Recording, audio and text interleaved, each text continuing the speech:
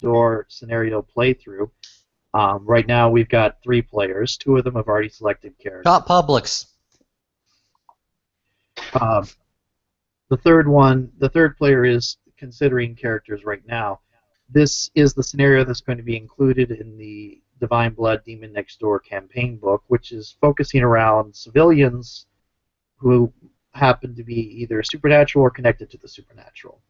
The included scenario is mostly normal people, with, I believe, 7 characters have actual supernatural traits out of 24, because the included scenario is meant for representing people that are just getting introduced to the supernatural. Granted, what we have as characters are the half-demon and the girl, the Islamic goth girl who thinks she knows everything about the occult but really doesn't. And we haven't picked the third character yet. I confess. Excuse me. Yeah. At this point, we have 3 characters, so adults are on the table. At least one. One is. Anyway. I vote Because picking of a your reporter. guns. You know what? I think just all the characters in the link you gave us are available to choose. That is correct. Except for Dima and Clint, because they've already been chosen. Fair enough. Alexei Kanst Oh, seems interesting. Okay. The nerd. Here he is. Okay. Robotics Geek. Okay. If you click the link there, it will give you his stats. What they're I already- missed. Everything. Twice. You've lost the world. No! We've played the whole scenario 2 times already by the time you were doing something else. Okay. Now, what's going on here is you are all at the same high school. I kind of never set up exactly what country or state or whatever the high school's in, but my Let's familiarity put it in Maine. with high schools is mostly American, Texas high schools, and then Japanese middle schools. So when I design characters for high school and such, it's kind of up in the air. A crapshoot. Yeah, I teach at a Japanese middle school and Japanese elementary schools. I went to school in Texas and Utah, so those are what I think of for high school. I have read Harry Potter, but It's school systems are kind of crazy depending on where you go. It's very crazy depending on where you go. So generally, it's somewhere between 3 and 40. what was yours? Well, no. There's an even longer one. I think it was like 6 years for like 2 supplementary years prior to college. Yeah. Okay, but we are broadcasting now, so let's get on to the scenario. Understood. You're picking Alexei Kanst. You're picking Clint. Mhm. You're picking Dima. At this point, you're for the ease of the scenario, you're considered to have been friends for a long time for some reason or another. I'm assuming that Clint has never disabused Dima of her notions about what she knows about the occult, and has probably just rolled her eyes at her and whenever she. Clint. Point, Dima and Alexei are assumed not to know much about the supernatural. Is that okay? That's perfectly okay. That's fair. Sure. I'm a robotics geek. I'm not likely to be touching the occult. Yeah, and normally this sort of railroading is not done in the campaign.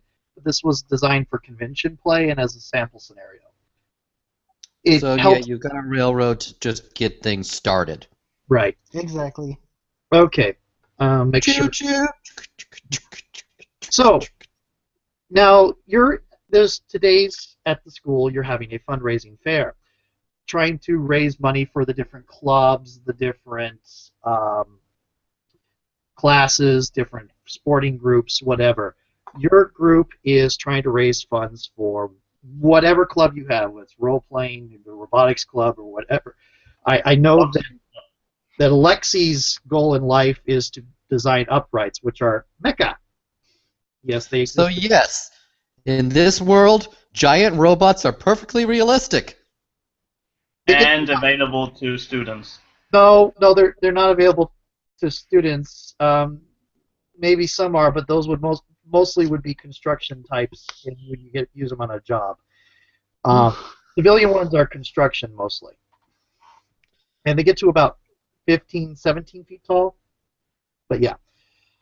Hooray! I'm the robotics geek. Hooray! Yes, in a Finally. universe where robotics geek is more custom robo, probably. Right. They don't have Iron Man style power armor yet. That is Of actually course going not, to be no. introduced in the fiction eventually, but it's a plot point, so it doesn't exist yet. If you're doing your own Divine Blood, you can change that. I'm operating on my canon. It's Okay. fair. Anyway, so what kind of booth do you want to build? Shall we talk about this in character? Yes, go ahead. Assume this is the couple of days before the event, and I'm going to text chat to Micah, see if he wants to choose a character while you're doing that. Okay. So I'll do my character's introduction first. Ina, as always, has decided to make an entrance.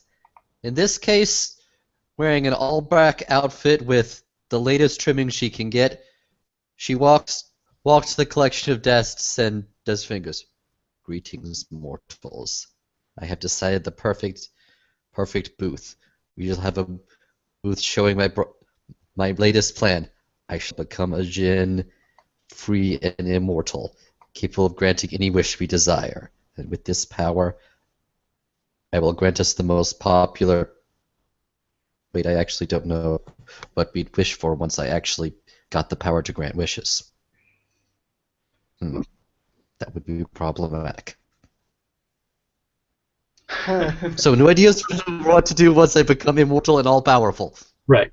Now, I do have some... I know. I will Mine- make a sequel to Xenogears. Wow. She's that's gonna be a out much of it for the better next idea 3 than I minutes. had. Alright, you mind if I go ahead and get started on mine now? Go ahead. Yeah. Alright. So Alexi is rocking spandex, just a plain t-shirt and worker's gloves and goggles. He's tinkering with a piece of mechanics and unfortunately wasn't really paying attention to his fellow classmate. He probably needs to be jarred to pay attention now. Well, no, that's one of her aspects, and if it were me doing it to her, I'd give her a fate point. Well, Clint, after You are hearing the Alexi. monologue Stop. of Dima, just has his hand flat on his face and just shakes his head in disapproval. You know, I had a way simpler idea. We just set up a box ring here, and I show the kids some nice moves. We set up some very, very big pot, and maybe they'll throw in some coins. That's the most easiest and most efficient way. You do have fighting skill. What efficiency? What?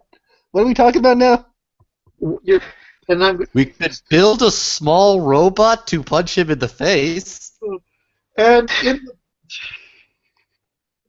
in the background is what's his name, Torben, Mr. Brandon, who's sort of the slacker track coach. He says, "You guys need to be coming up with what sort of booth you're going to be running.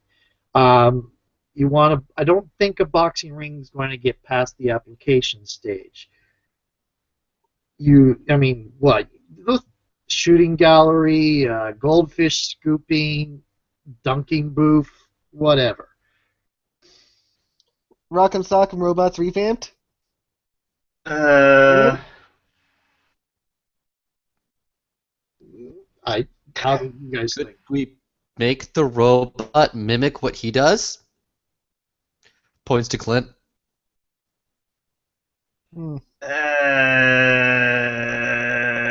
I still think we should do the box ring if you ask me. You mean have out of character as GM? You mean you want to engineer it so that you have a stand-up robot that will mod what somebody does in another area. But Well, That's it's actually possible, but that wouldn't be a very efficient. Probably just simple. Well- Keep it simple. Game controller, mod it. no. I've actually got it. See, here's what we do. The robots are controlled by a pair of gloves. Okay. Clint has one of the gloves, one pair of the gloves. The person doing the person who comes to the booth has the other pair of gloves. Yes? Okay. I have to say one thing. Power glove. the only power you need That is is the so power you bad. should build up in your own I like arm.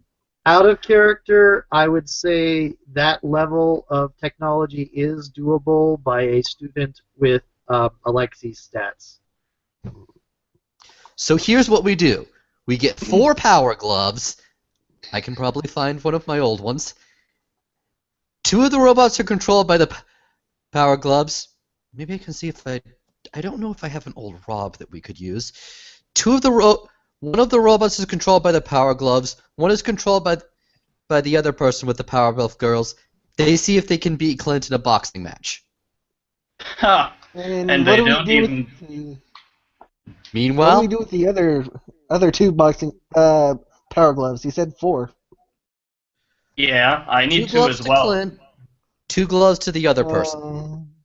Oh, that reminds me of those little toys that I had when I was a kid. You know, those small boxing rings where you could punch each other with these plastic figures. That's a great idea. We do that. Okay, so at this point, I am going to ask you guys to run what is called a challenge, right? Ask you to test 3 different abilities in order to build up your part of building the booth. You're going to have to build the robots. You're going to have to build the booth itself, and maybe do some advertising. Who wants to do what? All Okay. right. Robots already on robots and all that sort of stuff is already my character straight up. Could I aid by bringing up my old...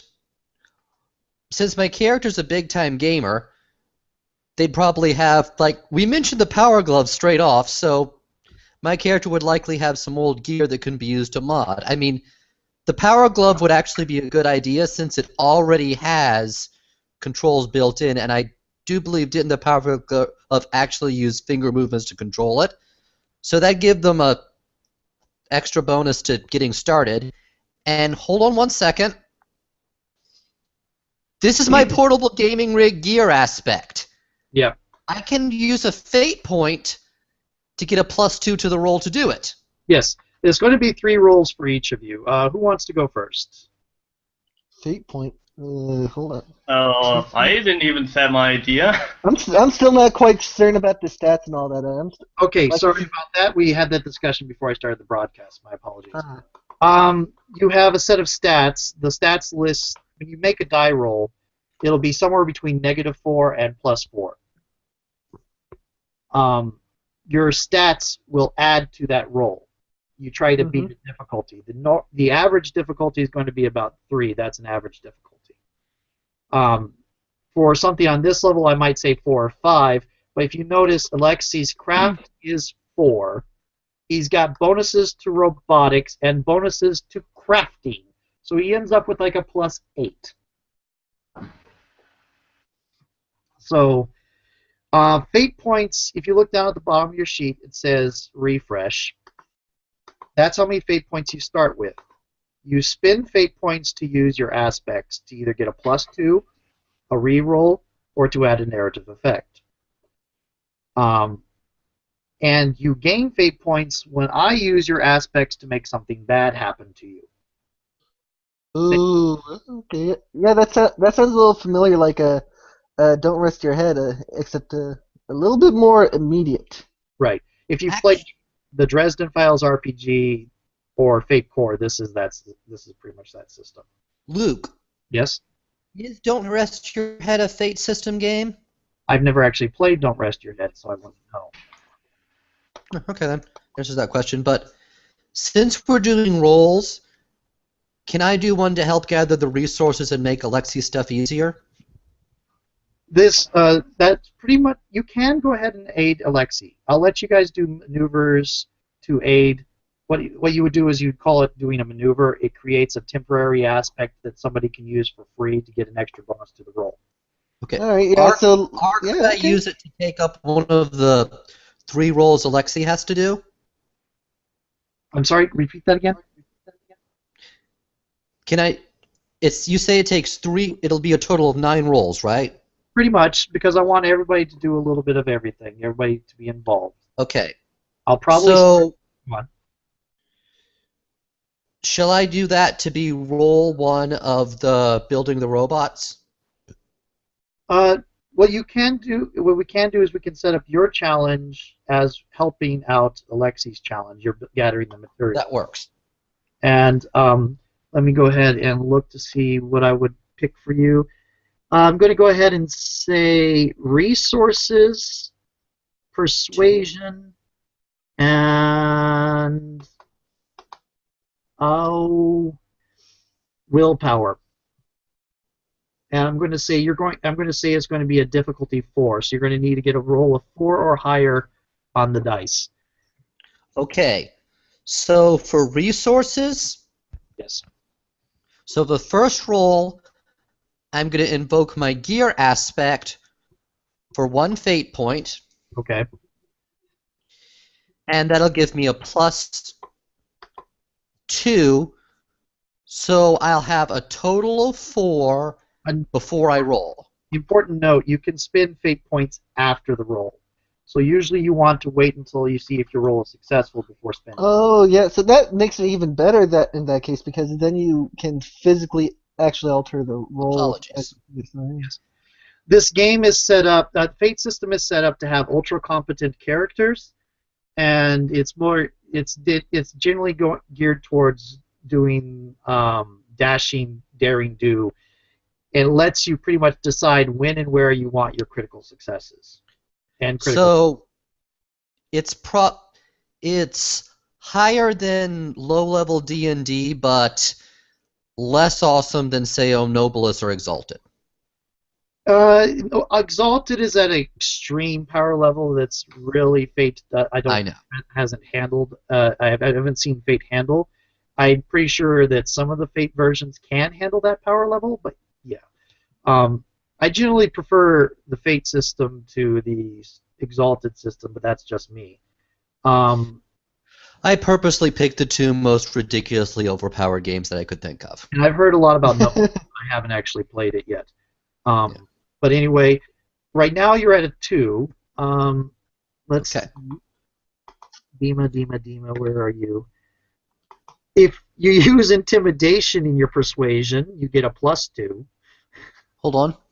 because you're scary. You're scary, so people give you stuff, so they're not being yes. bothered by you anymore. You also have Geek Speak, which gives you a +3 instead. So you can use your Geek Speak once per scene to add to the persuasion roll.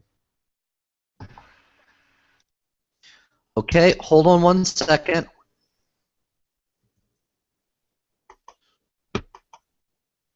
I actually completely forgot about the advantages. Okay. This is Give me a sec to clackety clack. yeah. Quick I question. Go ahead.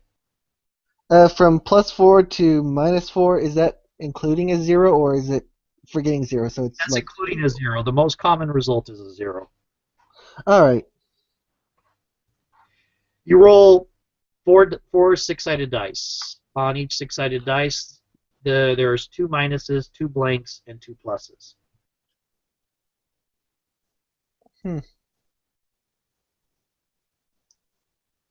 If you pull up, go to the left, there's something that says Fate Roller. It's a black square with a white F in it. Click it, and I'll roll an example. Roll it real quick.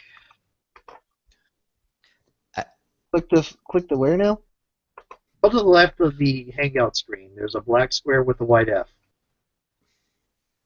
Right. Mind if I do my example roll right now? Yeah, go ahead. Okay. I will use Geek Speak to convince some of my other geeky friends to help, Okay.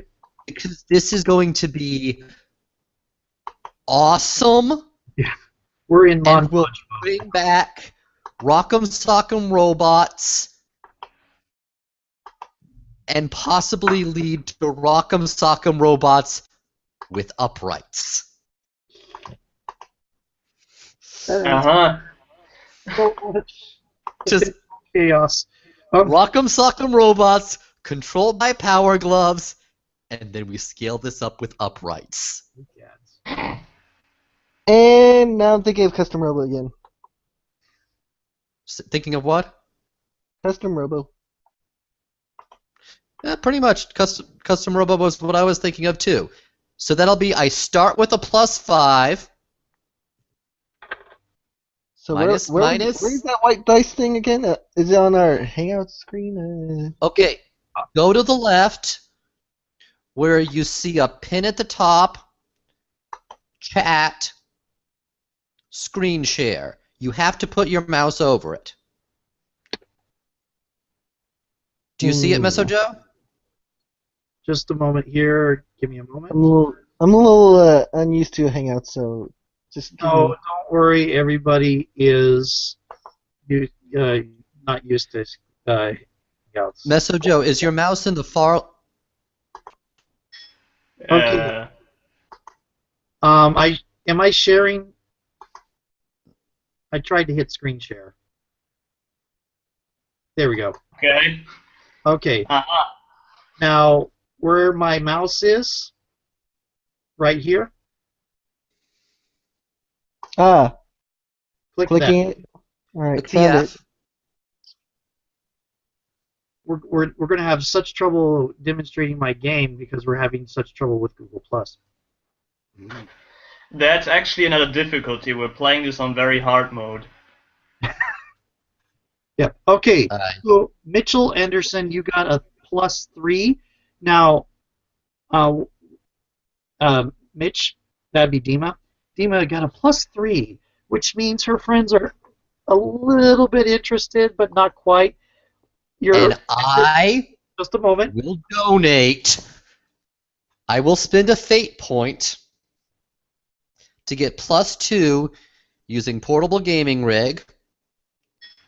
And Dima's response is, and to this I will donate my Rob.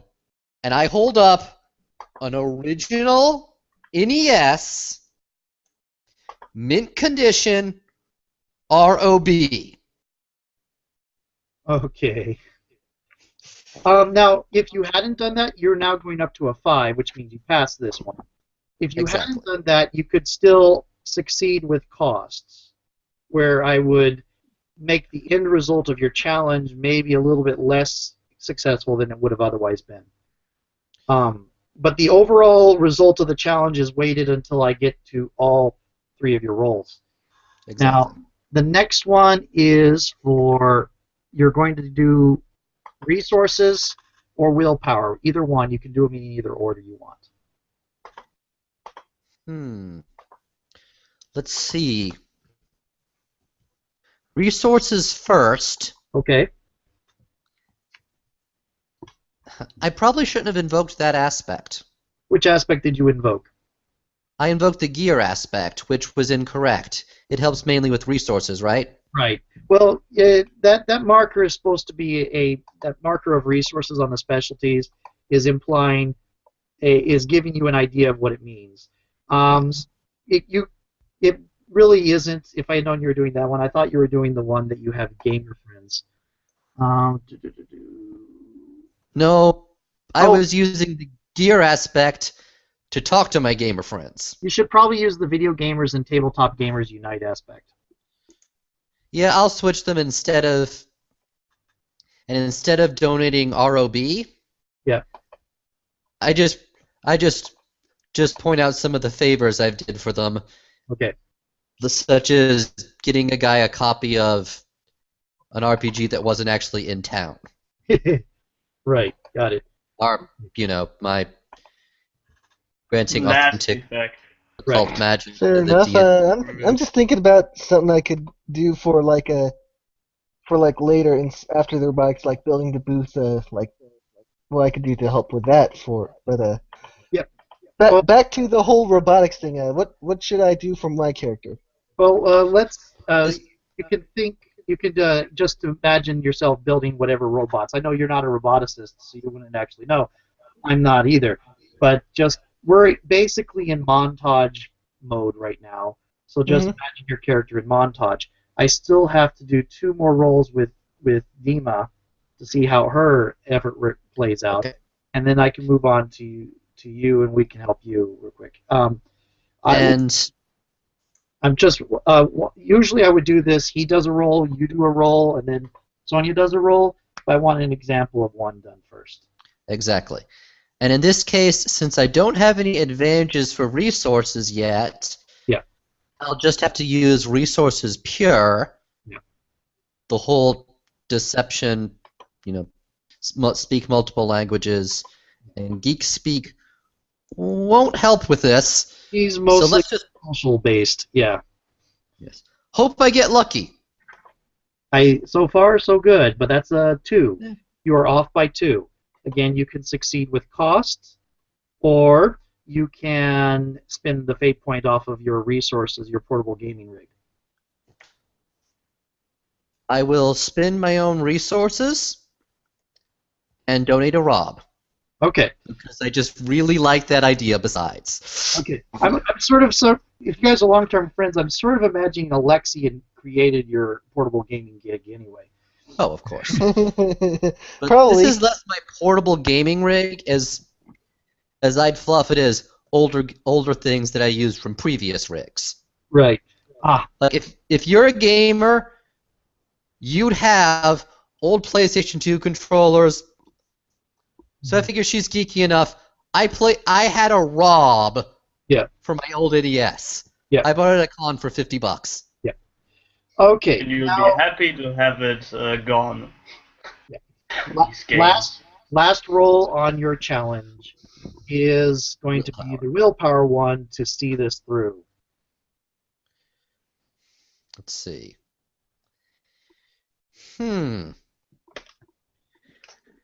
Could I convince someone else to help me by offering them an ancient Arabic blessing?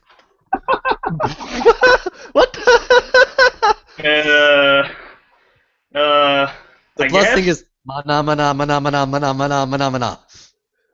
I'm imagining I'm But you imagining. don't tell them that before, right? Oh, yes. I'm imagining the Babylon 5 quote.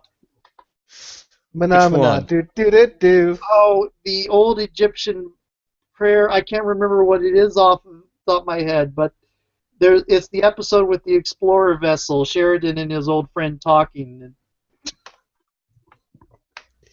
I actually do not remember this scene, but am tempted to buy the episode to see it.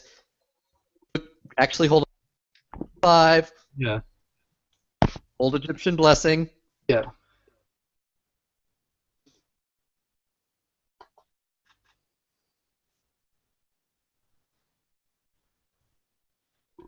Okay. Distant star. Okay. I'm just ruling that she'd get it wrong because she's a nincompoop. Well, within her limited framework, she actually knows a lot.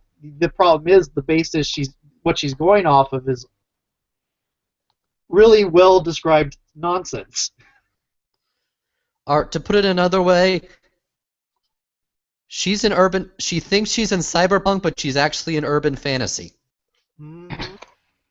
Most of the actual supernaturals would call her a new ager. That's fair. Well, Clint would only call her a crazy girl. Yeah. So yeah, she pulls out authentic ancient Egyptian blessings, and that would give me let's see my sheet. No. Wait, I'd be convincing them that the blessing means something, so that would be geek speak. But geek speak is once per scene. Yes, but I haven't used it before in this scene. You will have a code at the end of this. I can see it. A challenge takes place in one scene. Scene is a So I can. Yeah. And since it is only once per scene, I can use it in this one scene. and you used it on the earlier roll. Which earlier roll? The persuasion. The first. Darn it! Oh yeah. And At least they have in the name of occultism. okay, cool. So that will be +4. Superb. Good. You're Right, so that rolling, is that you doing that, Tom? that Ah, all right. that is Mitchell doing it. So Dima, yeah. Oh, Hold Now, on. if you look at the paintbrush, there's ways to set up so that each of us has a different color, so we can tell each other apart. I already did. I picked a darker green. Okay. I think I actually accidentally rolled twice for that. No, because the first one was your resources one. Oh, okay.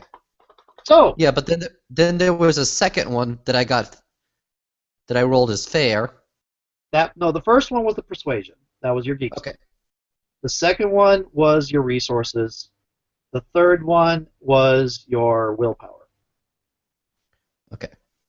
And okay, I'm being a little bit loose in where I'm applying the advantages because I like a looser gameplay. The stats give me a good framework for what a character's capable of, and sometimes it's like, oh, this only applies to persuasion. Well, I can see it applying to this role as well because you're bringing it up. But yeah, okay. So the result of Dima's going through the gamer community and collecting resources for Lexi, you have lots of support from the gamers, tabletop gamers, and video gamers both. You have gamer support as an aspect with, I'm going to say, because you succeeded on all three, 1 free tag, which means you can use this for free without a fate point once. Oh, cads. Wait, what? Oh, I just saw the character that's being brought into play. He's he's bringing in who now? Chico. Let's see, who is that? Queen Bee. Oh God, Nerds, and then all of a sudden Queen Bee. Okay.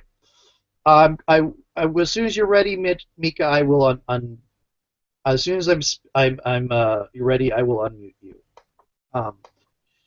And we'll probably get to when the other two are done. Oh, you're One on. question. Go on. Can I prepare my Ringe laugh link? I'm sorry? Rangate- RuneGate Laugh Link. Ringe Oh. RuneGate. from Warren High School Club. Ah. He has an electric motor.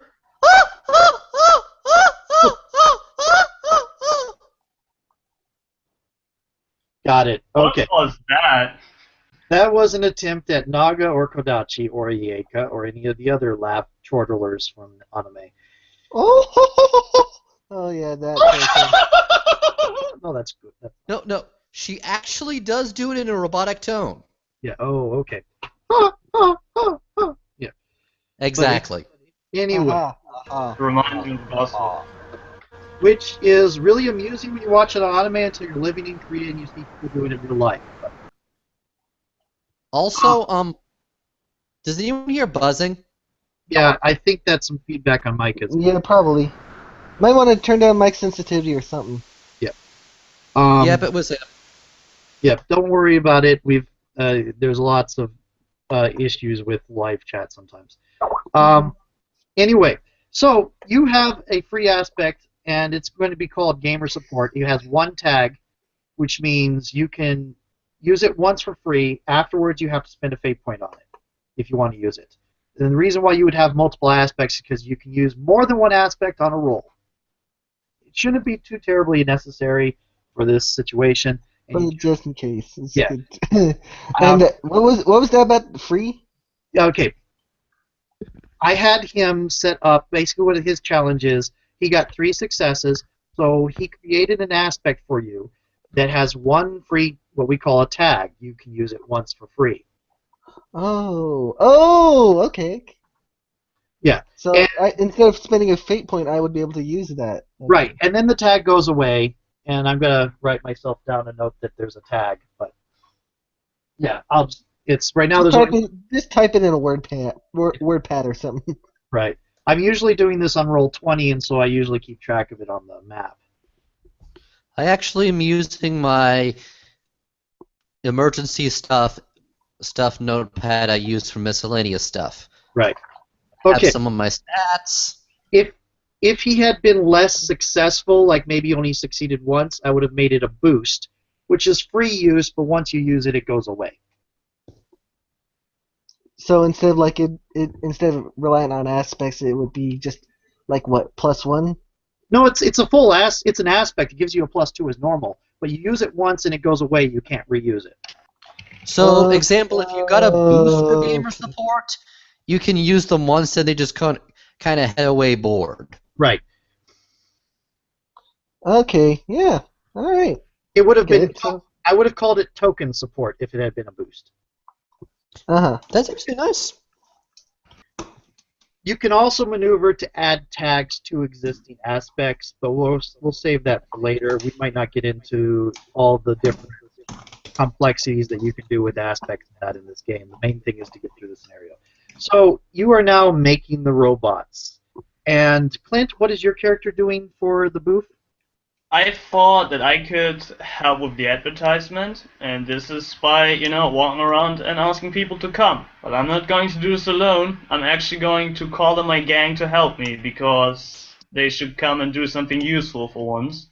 Right. You're not going to provide cookies at refreshments? Go to talk to your mother?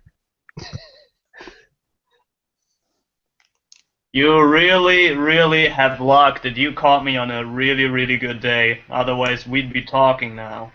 That would be Clint's answer to that. Yeah. So yeah, I am calling on my help aspect, cadre of bodies, persuasion. I have a persuasion value of 2. Well, normally I would set what the challenges are going to be, and Yeah, first. but persuasion is definitely one of them. Alexi, you're building, so craft is definitely going to be one of them. I'm going to say craft and willpower, and you've already got resources, so I'm going to go ahead and say reasoning. Or no, yeah, reasoning. Yeah, that sounds or knowledge, either or. Yeah. Reasoning will work, I guess. Okay. Because it's logic and figuring it out. This kind of stuff is a little bit. It's not quite exactly taught. It's just figuring it out. So yeah. You don't have a textbook on it, and it's not something you've done before, so it's not in your knowledge. It's something you're figuring. All right. So let's just start with the craft roll. Okay. It's got a stat of 4, so.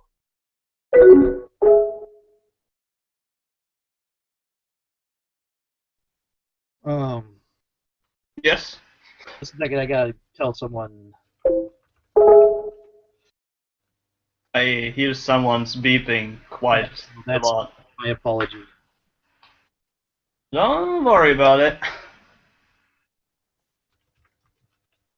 I have a friend. I guess it's advertisement time.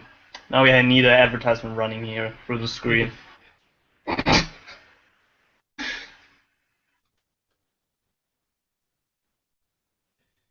Okay. Anyway, so you're going to be doing craft, resources, and reasoning. Clint is going to be persuasion, willpower, and I'm going to go ahead and say deception. Okay. Wait, what? Perception? Deception. Ah. Alright, We're going to bring Chiyoko in on this a little bit here. Actually, I'm going to go ahead and say Chiyoko. Chiyoko comes up late to the meeting. Go ahead and unmute your microphone to introduce yourself. Or an introducer. You can do it in text too, since it's showing up on the screen here. Wait, don't you have a screen, a microphone ready, Micah? He's having feedback issues. I'm not sure if he's comfortable in using it. I'm fine with him muting and using it.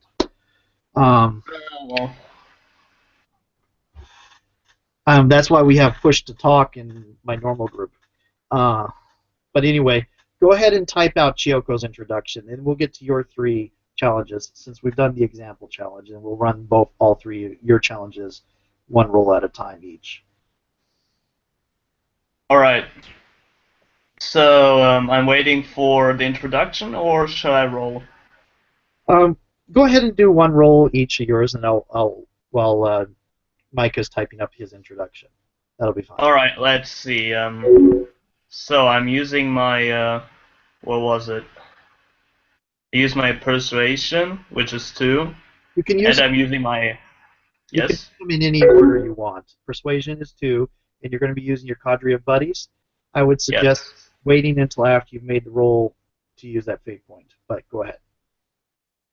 Alright, well, so in other words, just a fair roll now. Right. Right now you're at a 3. You can spend a fate point to make it a success, or you can succeed with cost. Well, I guess, well, you know, we gotta raise some funds for the fair, so while nobody's looking, Clint gathers his group, puts his arms around them, and just whispers to them, and you know, my mother's been working on some fine bakery. Maybe you guys get a share of it if you can help me out here, you know? Okay. Then that's a fate point spend? Yes. It won't let Misojo back in when he dropped. That's a problem. What's the deal? Misojo dropped, and Google Plus won't let me re-invite him. Maybe he had to restart, so maybe it'll just automatically bring him in. Yeah, he can probably just join it again once he's Bugger. back up. Yeah, this is okay. People doing voice gaming, Google Plus automatically broadcasts to YouTube, but unless you're doing automatic broadcast, for the love of your sanity, go to Skype or Teamscape. Go to TeamSpeak, I say, because Skype has its own fuck-ups. You can use Roll20 for maps, but Roll20's voice chat sucks worse than Google Plus.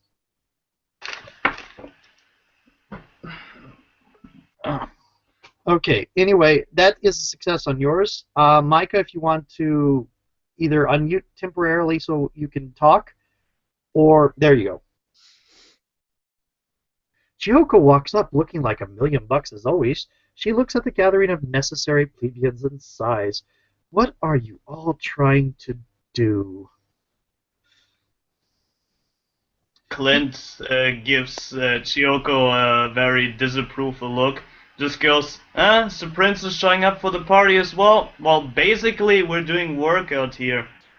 Do you feel like giving us the honor of assisting us?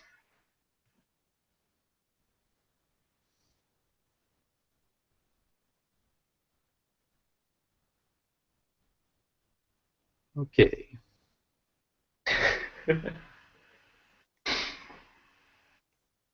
We practically have the tough guy, and we practically have the, rich girl clashing together. Yep. This is going to go weird. Yep. And Misojo says he should be coming back soon. You mean like now? Yeah. That was Sorry about that, a guys. timing roll. Sorry about that. That was weird. We were afraid. So, what did I miss in the past few minutes? Chiyoko showed up and is wondering what you all are doing. It looks terribly low class. Alright, so, that's it? That's all I missed? That's all you. Well, Clint gave his answer of disapproval, going, so Prince is finally showing up as well. Well, basically we're doing work here. You may share the honor of helping us in this, if you feel up to it. Half demon tough guy, the gamer Goffy girl. Okay. Uh, well, that's one way to title her, I guess. Yep. Okay. Okay. Anyway, Oh, I forgot. yeah. You might not know that, by the way. I'm leaving it. Okay. Anyway, so Joe, it is up to you for rolling. Go ahead and roll. How would I do that? I'm just still trying to figure it out. Okay, you go to where the two squares are. It should be the second one. Yeah. And which roll are you going to do first? Craft, reasoning, or what was it? Willpower? Which one? All right. So since it's craft, I should do what? +4? Craft is +4 to start, but you also have Gearhead. Oh, that's to repair a modified vehicle, so it doesn't count. But you Yeah. have Engineer, so you have +2 on craft rolls, and Robotics, which is another +2 on craft rolls. So you actually have a +8. Since this is both mechanical engineering and robotics. Okay. So yeah, So robotics, mechanical engineering. So I get the +2 and +2 from the expert advantages, and then on top of that, my stat for crafting is +4. Which All puts right. you among the best in the world. There are very few people who have 4s. Usually in this game you want a lot of 2s and 1 or 2 3s, and that's plenty. You can get one of the example characters in the book has I think a 2 agility, which is average, but she could beat the crap out of an Olympic level Olympic level fencer or Kindoist just on sheer skill. All right. So I just click +8 and it'll roll, right? Yes. All right. And you have Legendary. a 9. Legendary. And the You're difficulty, gonna summon the dragon. I didn't set the difficulty to start with. I should have. The difficulty for this, I'm going to say, was 6, which is way up there, almost impossible for a normal person. But without professional can do it with time and preparation. But you have a 6 and you beat it by 3. That means you succeed with spin. That's a good idea. That's how we do. I approve. We do click to talk in TeamSpeak for that very reason, to avoid background sounds. Anyway, you succeed with spin, which means you get an extra benefit on that one. You did not use that gamer support, so what I'm going to do is I'm going to add a boost to you. You have gamer support that you still haven't used. I'm going to boost that you have a epiphany that you can use once. All right. For this thing. That is, I usually, when I'm doing it on Roll20, I usually note boost in parentheses to remind me that they are temporary and they will go away as soon as they are used. All right. And that is the first 2 rolls. Chiyoko, how are you going to... What they're doing is they're building these Rock'em Sock'em robots of a human size, and they're going to be challenging people to come up and have fisticuffs, virtual fisticuffs, with It's a school assignment. with Clint. Most important thing for all students ever relies upon it. For grade. Yeah. Okay. So, how do you want to add to the booth? Do you want to actually help build the booth? Do you want to help advertise the booth? Because you already have someone advertising the booth, but you can always have more than one person. Or do you want to help organize the NPCs that we haven't named that we assume are otherwise part of the class or club that you're raising money for? Actually, she would probably be better served as a, like advertisement in the.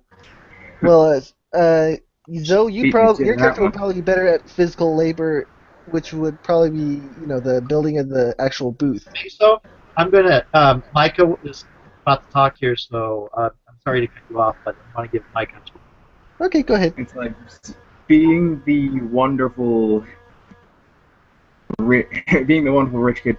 If Chiyoko puts her name on this, suddenly more than just the advertised crowd is going to come to see it. Okay. So So you're going to be I doing. can definitely throw this in the exceptional skill, calling it on top of the latest trends Cool. to advertise for it. Right, and that would definitely give you a bonus if you end up needing the fate point. Right now, the roles I'm going to have you do, since you're talking about tossing putting your name on it and your reputation and your money, I'm going to say resources, um, persuasion, and a little bit of deception for your 3 roles. Which one? Okay. Which one? Well, the way a challenge works is the game master sets somewhere around 2, 3, 4 different tests, and you see how many of them are successful, how many of them are failed, and it ends up with an end result. In that case, we'll roll for the resources first. Okay, so you're going to have a +4. You also have strike. Well, that's plus persuasion. Takes 1 to know 1. All your stuff is about using resources to do things other than aside from the normal. So you might be able to use resources for pretty much everything. Yeah. Except for the deception, you're going to have to use you can use resources for everything. Right. Money is the solution to everything, as we all know. Yeah. Exactly. Fair. Okay, so you get it's still just a flat +4 because you don't have any abilities that let you increase the resources unless you bring in into your corporate family. You get a +1 on persuasion rolls with corporate things. Oh yes, let me go ahead and relink the base scenario thing. This is another thing you need to do when you're doing online gaming is you need to keep up your links at all times as the GM. There you go. Okay, so go ahead and make your first roll, which is resources. And that's a 3. You are currently going to either fail, or if you choose, succeed with cost, or you can spend one of your fate points. And looking at refresh, Chico has or Chioco, well, whatever we name it. Chico has 2 refresh, which means you have 2 fate points. You can spend one of those fate points to get a +2 or a reroll. At what you rolled, it's better to get a +2. Yeah, I'd spend a fate point on using the gear aspect of large allowance to improve the route here. Right. So basically, that gives you a 5. So you succeeded in the first roll. We are now going to the second set of rolls. I believe we had persuasion, craft, and resources first, which means for Clint, what you have left is willpower and deception. For Chico, what you have left is resources again and deception. And for Alexei, what you have is reasoning and willpower to stay up long enough to get it all done.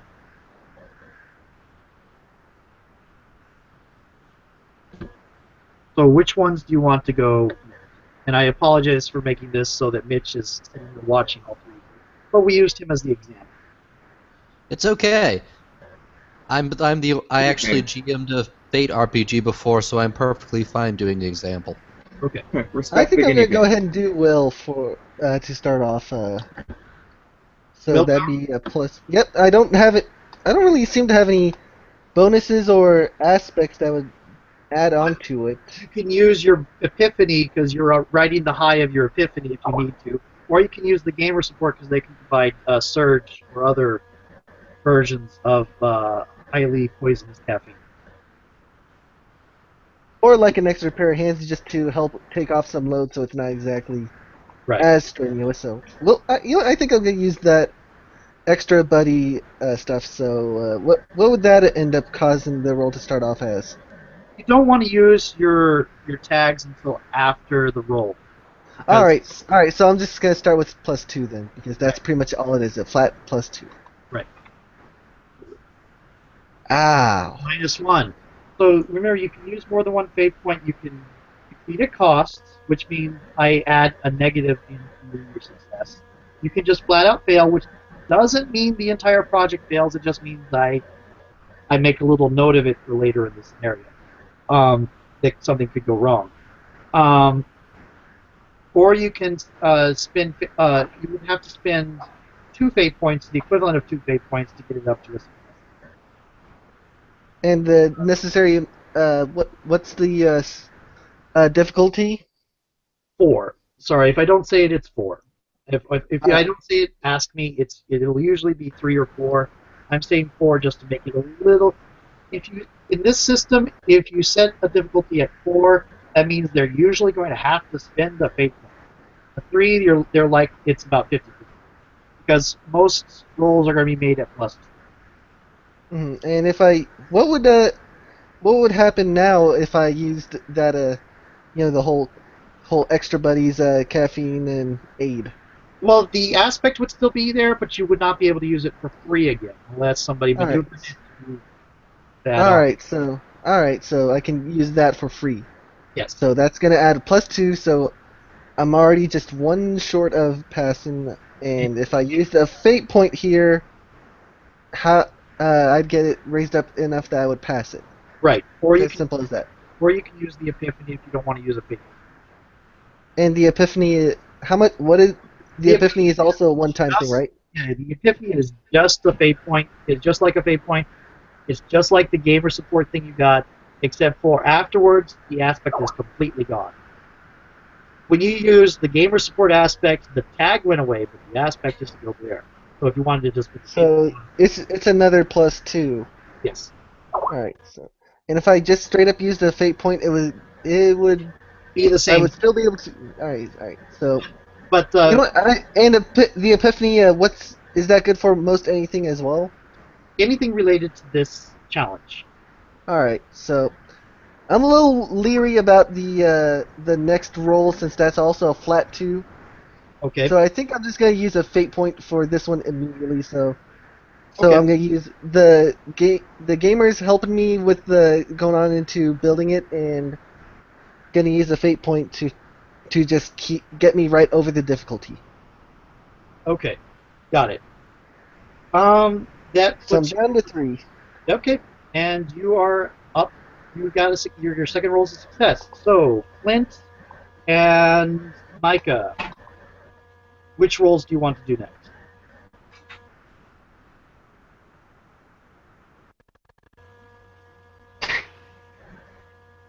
You Throw have your money at people. so resources in deception or willpower in deception. Which of the two do you want? Which of your 2 choices? I'm gonna go for deception. Okay. Get the low one Let's get out the of the low way. one out of the way. So you can know whether or not to. You're going to need the fate point or not. Go ahead. Go for it. Alright. So it's a +2, right? It's a +2. Oh, Ouch. that's -1. So at this point, you can spend, I believe, your last fate point, or you can which one would be enough, or you can succeed with costs, which means there will be a downside to it. And I can tell you right now, the downside is going to be a little bit of social stress, which means there's going to be a little bit of gossip about you, not enough to actually be a consequence or a lasting reputation thing, but there'll be a little bit of gossip about you for the next day. That sounds fair, associating with nerds and outcasts. So That's like I'm thinking succeed with cost and then don't go outside for too long the next few days. and hopefully mom and dad aren't too mad. So that would you take 3 stress and 3 social stress, and Kyoko has 6 stress tracks. So right now her stress track looks like this, and because she just took 3 social stress, it now looks like this. Okay, interesting. That's how that stress stuff works, huh? My guy looks like he's not that good with stress, apparently. So good. You're well, just to tell you, Kyoko's social stress is a monster. It sounds like a monster to me. It is virtually impossible in this scenario to do much in the way of any damage to Yoko's reputation.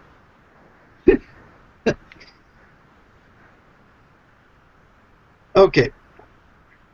That said, it's still feasible depending on how often she damages. That could have been so much worse. Yeah. Okay.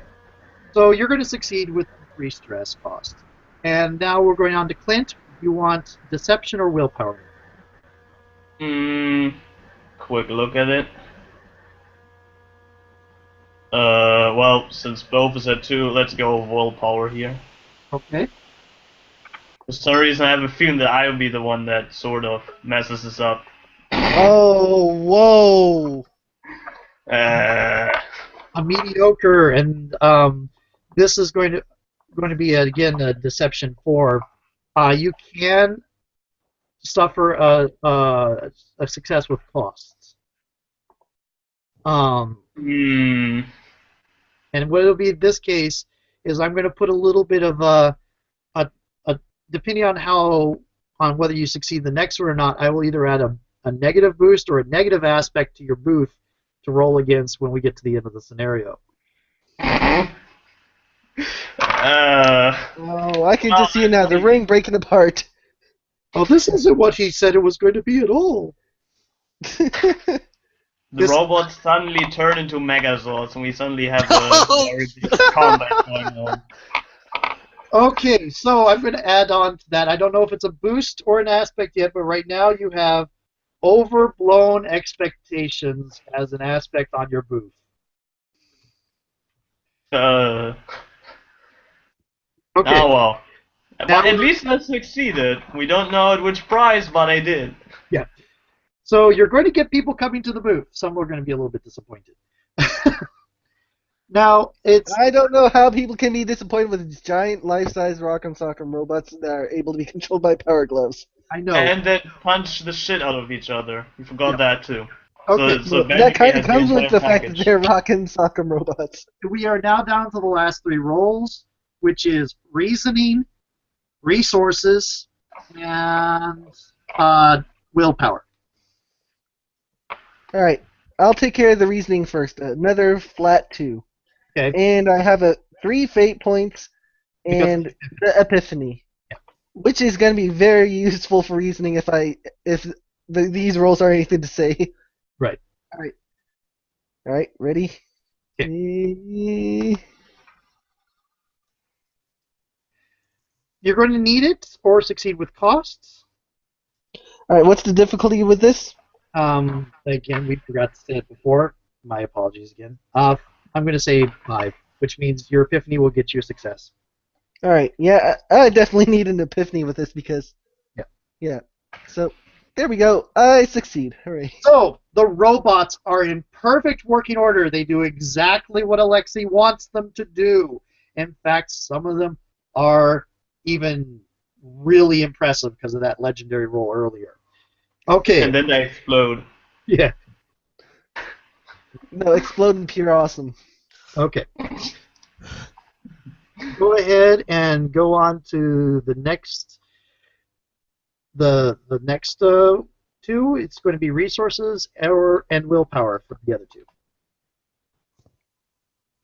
Because Chiyoko throws money at everything. Hey, if it works. Take my money, bitches. It may not buy love, but it will buy everything else. And you've been People muted wonders again, if Chico is powerful enough to hire a witch to train her. Yes. Because Dima can certainly use Well, powerful psychic. let's see if money will buy us happiness. Well, let's see.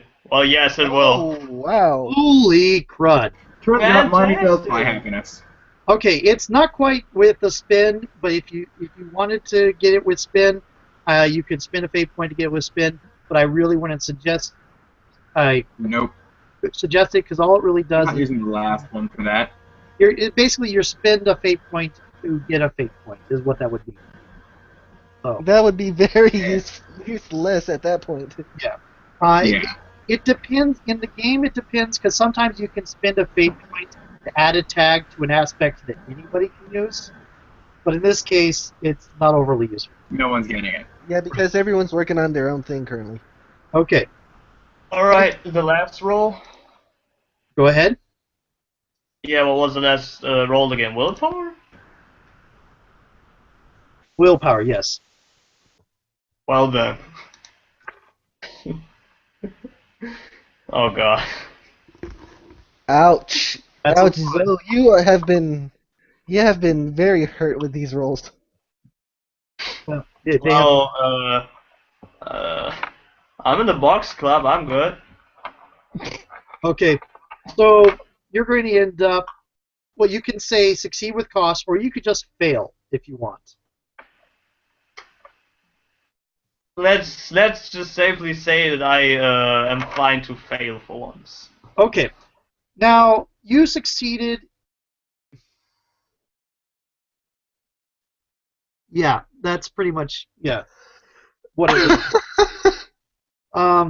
Anyway, so you succeeded in 2 rolls. One was succeeded at cost.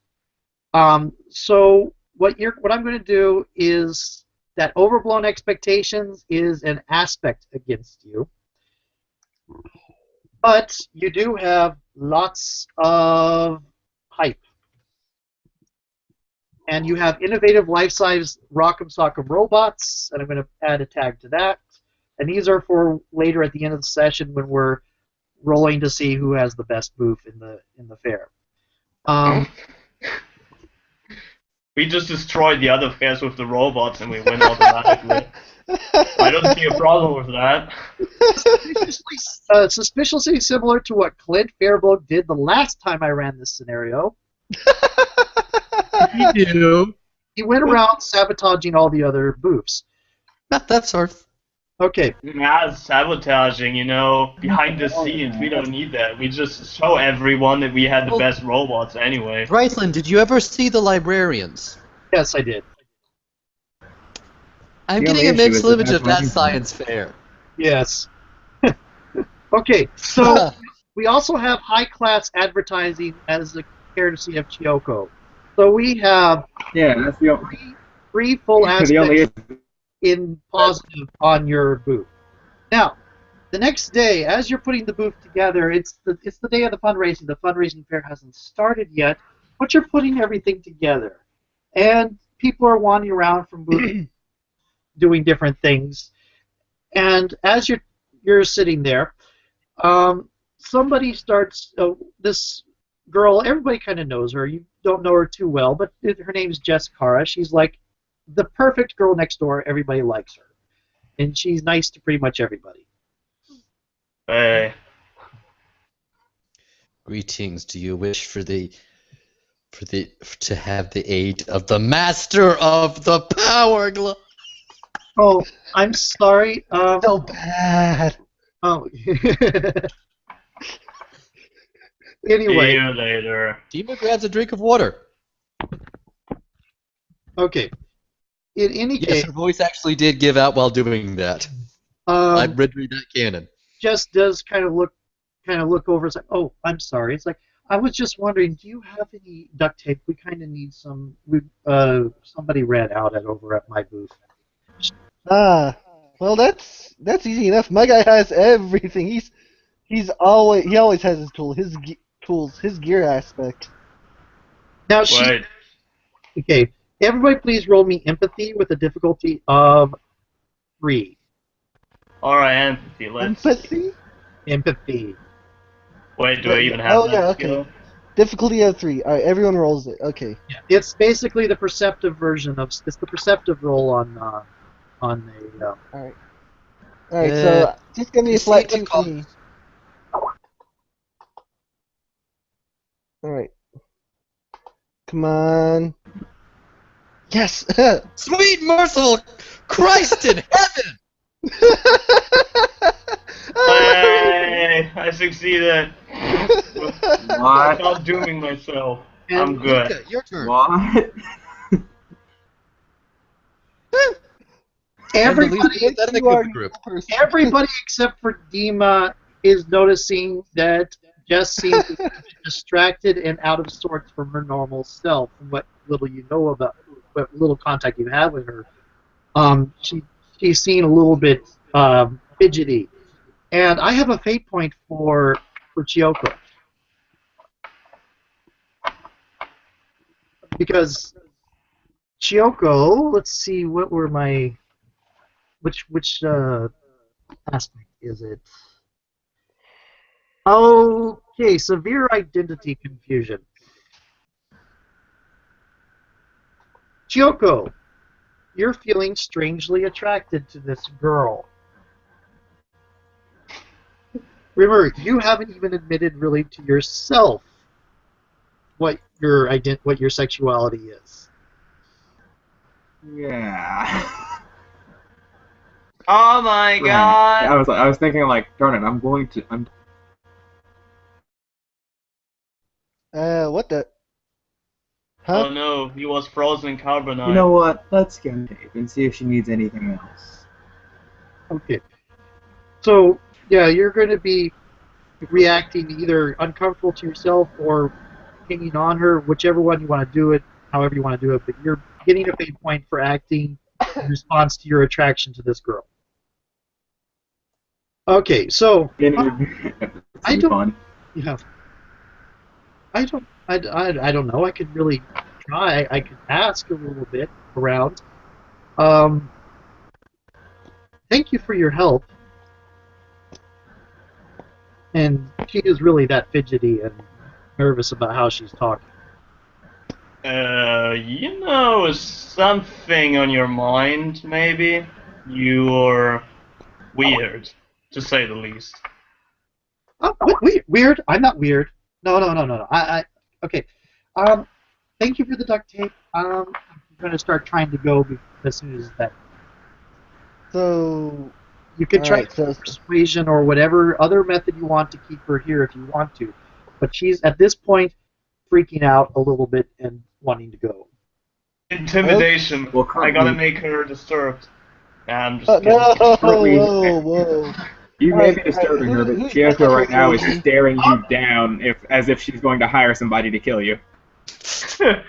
Alright, Mika, I think you might actually have the better stat for persuasion. I'm at flat 2. Yeah, just tell her that you Hold pay her on. money if she speaks up. Nah, it's like Chiyoko calls after. Is there anything else you might need someone to talk to about things? It's probably the most uncomfortable she's been in a while. Yeah. Like, no, I don't really think so. Go ahead, roll persuasion. I'll roll her willpower. Do it! Use your money to boost your Come on. abilities. Use the What? force. Invest in cybernetics. Yeah. Oh! She's Ow. leaving. Should we all try and roll persuasion? I think she's leaving. Oh, I have to roll for willpower. I have to. Oh, roll. I Oh, read yeah, that yeah, actually. even better. Yeah. She might completely fail.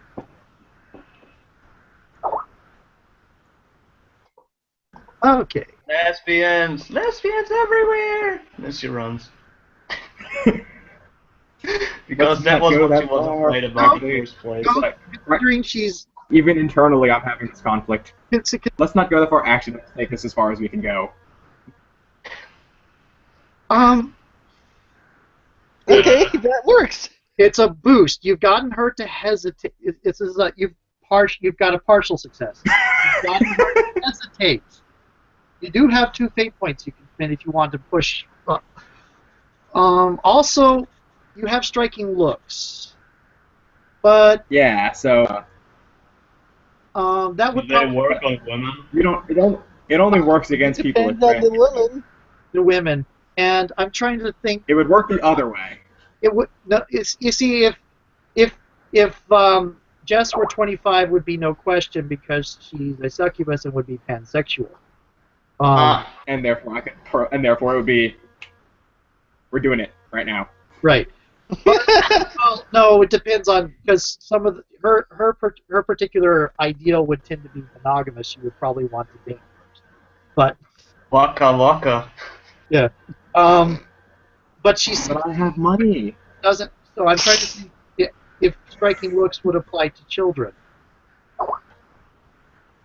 Touche. I'm going to go ahead and say no. We're in high school, right? And Yeah. is this a little girl or a high school girl?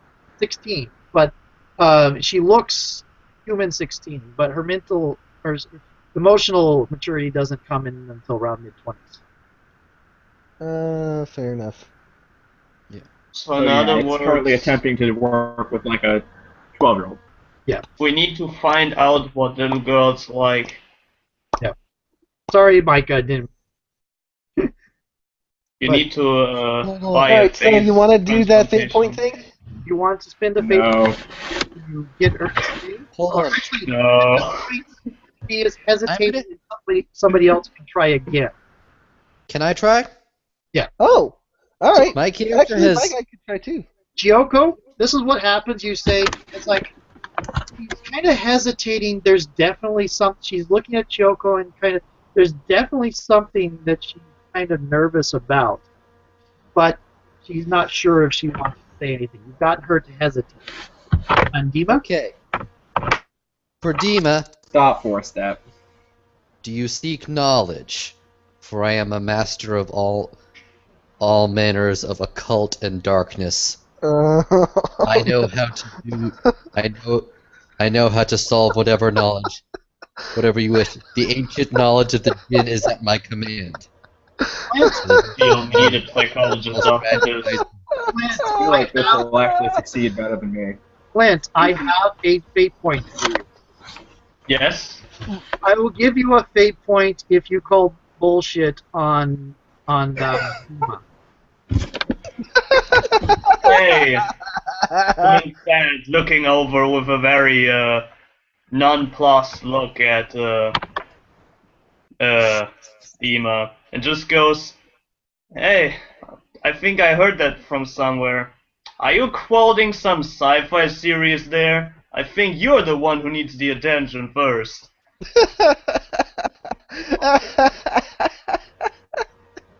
Buffy the Vampire Slayer is not sci-fi, it's fantasy.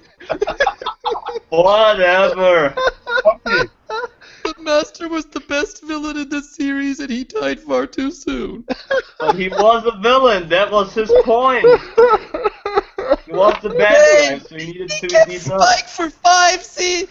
They kept Spike over to Angel and... Besides, I have... Guys, do we have more Guys, duct tape? I do need we- it, I think. Mike, Awakening. you're noticing that Jess is starting to go away again. So I'm gonna stop. I'm gonna walk in front of her and try and start convincing her since I'm not part of that argument. I can see your opening line. I don't know these people. These All right, are so I actually not succeeded. relatives of mine. Right, I'm not right, related to them in any way. Oh damn it! No, I'm sorry. I really, really have to be going back to my booth and helping out with my group. I really Fate can't. point. Fate point to get her to hesitate. If you spend a fate point, she will hesitate, and Kyoko will have another chance. Shadowrun was Yes, perfectly fate point. realistic example of channeling.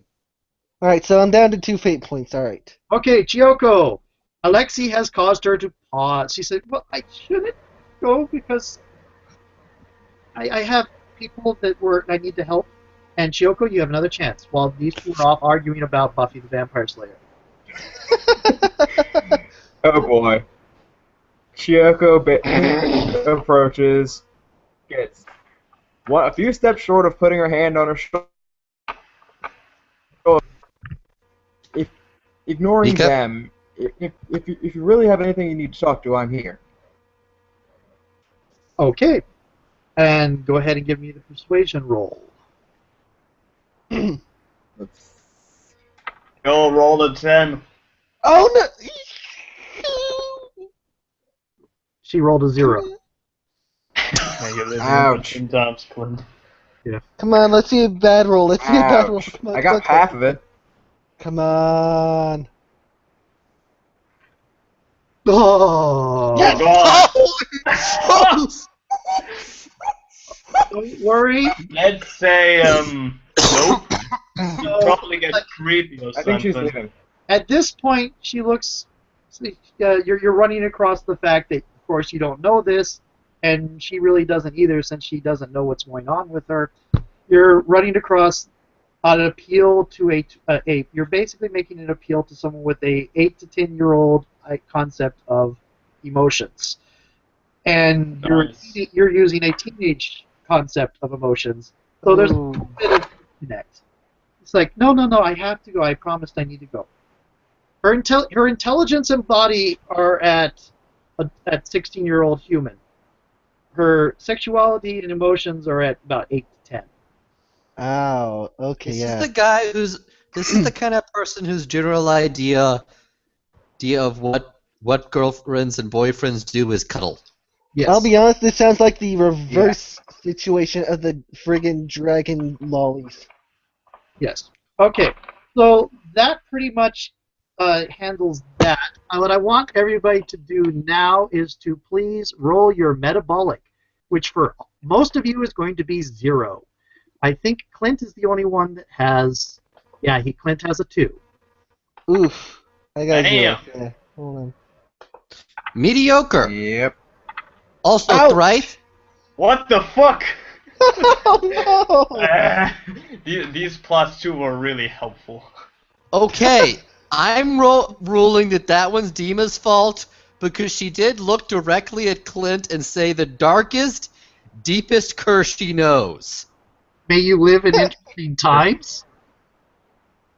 That's an ancient Chinese curse. I speak truly. And may Will you you live find in a interesting psychologist who's helpful later. Okay, so everybody, please. You've noticed you're feeling rather itchy. Within about 10-15 minutes of just going away, you're all feeling very itchy. Oh god. It goes away really fast for Dima. It goes away eventually, but she's itchy for a little bit. And you look and you got rashes along your arms and stuff. It just seems to have come from nowhere. And did that girl have fleas on her? I have a rival. This is a true sign of my power.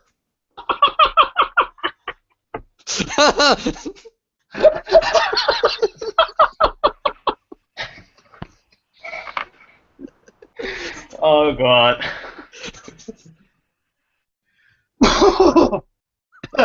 Begins putting in reminders not to talk to this girl again. Did,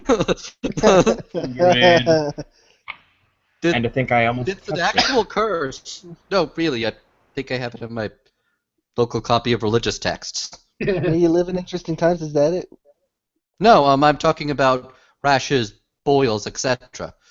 I think it's Oh, actually yeah. one of the 10 that was used against Egypt. Hmm. Yeah. Okay, Sounds about right, yeah. this now goes into the next phase of the scenario, which is running the booth or wandering around the area. You are going to end up running across Jess again. But who wants to be running the booth, and who wants to be wandering around looking at the other booths? Well, I almost. I gotta be Become running the booth winners because can I on gotta this. be around just in case to make sure the stuff's working.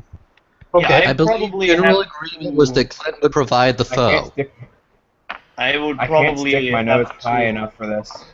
Okay. Yeah, Zoe's character would probably be the sticking around as well for, like being the opponent. Right. That was what I was about to say. Okay. sorry. A couple Jumping on- times. That leaves Micah, and I'll start with Micah, and then I'll go to Mitch. Micah?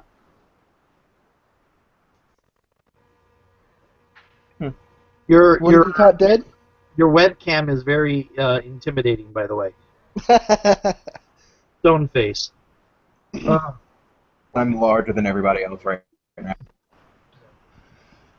It's also the webcam isn't updating very much, so it's not showing your emotional responses.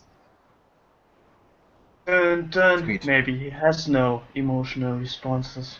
I am now mechanical. Oh, My Oh. character seems to have sucked the emotion out of me. All the Borg shall have you. So anyway, is Micah hanging out at the booth with the nerds, or is she wandering around the fair enjoying things? Yes, stay with the dorks. I'm fine with either or. You could go off and wander.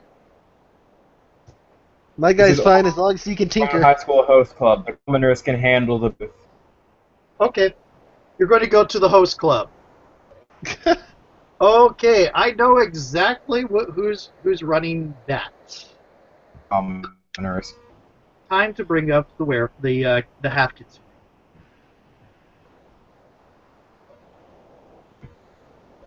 Okay, which will be interesting. Are you going to the cosplay cafe with the girls, or are you going to the what do you call it? The host cafe where everybody would expect you to go? Hmm.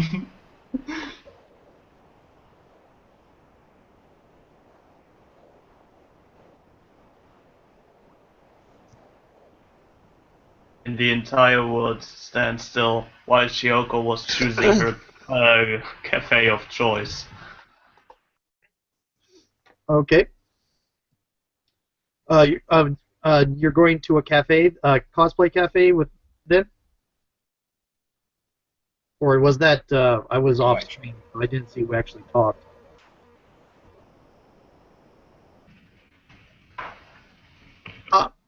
Micah, were you going to the host club or the cafe?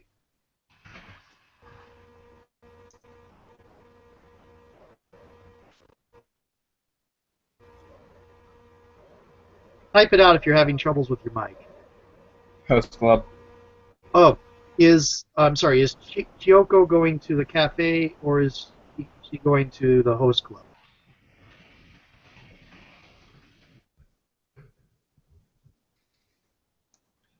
Girls or guys?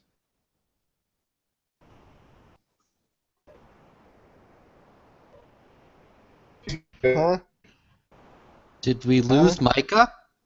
No, I see voice coming from there occasionally. Micah? Mike, dude, His picture is frozen. He's frozen in carbonite once more. God damn it, Oh, Dima. crap. What did I tell you? No weird Star Wars references when I am around. is that what happened to me when? Oh, wait. Host club, got it. Okay, we'll come back. We'll come back to see if you can get if the microphone comes a little bit better for you, give you a little bit of time to calm down your software. Okay, what is Dima doing? Well, first, Dima's gonna just sit and watch Clint's thing because, let's be fair, it's awesome. But after that, she's just gonna go around and look, and take a small look over at any of the other booths. Though she does look into any one of them that could possibly have a furnace. A furnace. Okay, so you're looking There's for a reason. okay, you're looking for a booth that has a furnace. Remember. Yeah. In the 6 plagues of Egypt. What the? Well, okay, she looks for about a little bit, then she just gets distracted by booths. Okay. But she's still fixated on this. Happens. Now, Tinker, tinker, tinker. Bang, bang. excuse me while I comport myself. Now, as you're walking along, I've got actually another fate point for you, Clint. You're seeing someone walk past that you recognize. Her name's Jennifer Summers. She is You know she's a Lemurian, which you know she's not human. You also, just so you know, Lemurians used to be called something else before a certain set of stories came out. What they used to call themselves is Deep Ones. Calling them that now would be incredibly offensive, thanks to a certain person who was a racist jerk. Could you repeat that? I didn't got like the last two sentences. Okay. Lemurians used to call themselves Deep Ones. Yeah. But after Lovecraft stories came out, that sort of has become a slur. Now you're looking to try to get somebody to come over to you and challenge you to a fight. And you're seeing those, and you know she's one of those Lemurians that has a huge chip on her shoulder about the whole Innsmouth thing, and you know some people a hundred years ago getting slaughtered and stuff like that. So if I'll give you a fate point if you decide to say, "Hey, Deep One, come over here and try this out." D1, care for a spare? We got some cool robots. You won't get a scratch.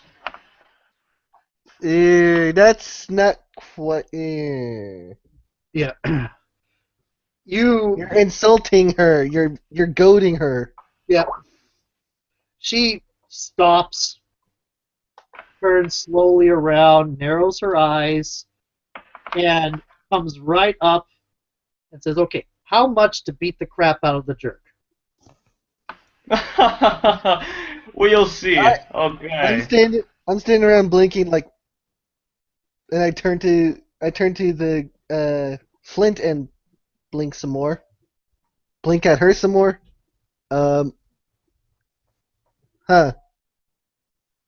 just Clint proceed has to a point sort at the board. of smart. Proceed to point at the board that says the price. Okay, is that using the robot, or do I actually get to fight him? I just silently hand Oh, her the ladies, I don't punch girls. Sorry. Okay, roll me perception real quick. Right. It's gonna be beaten up right on the plane. And just so you know, in every game one of these two has shown up, they've gotten in a fight with the other one. Well, let's see.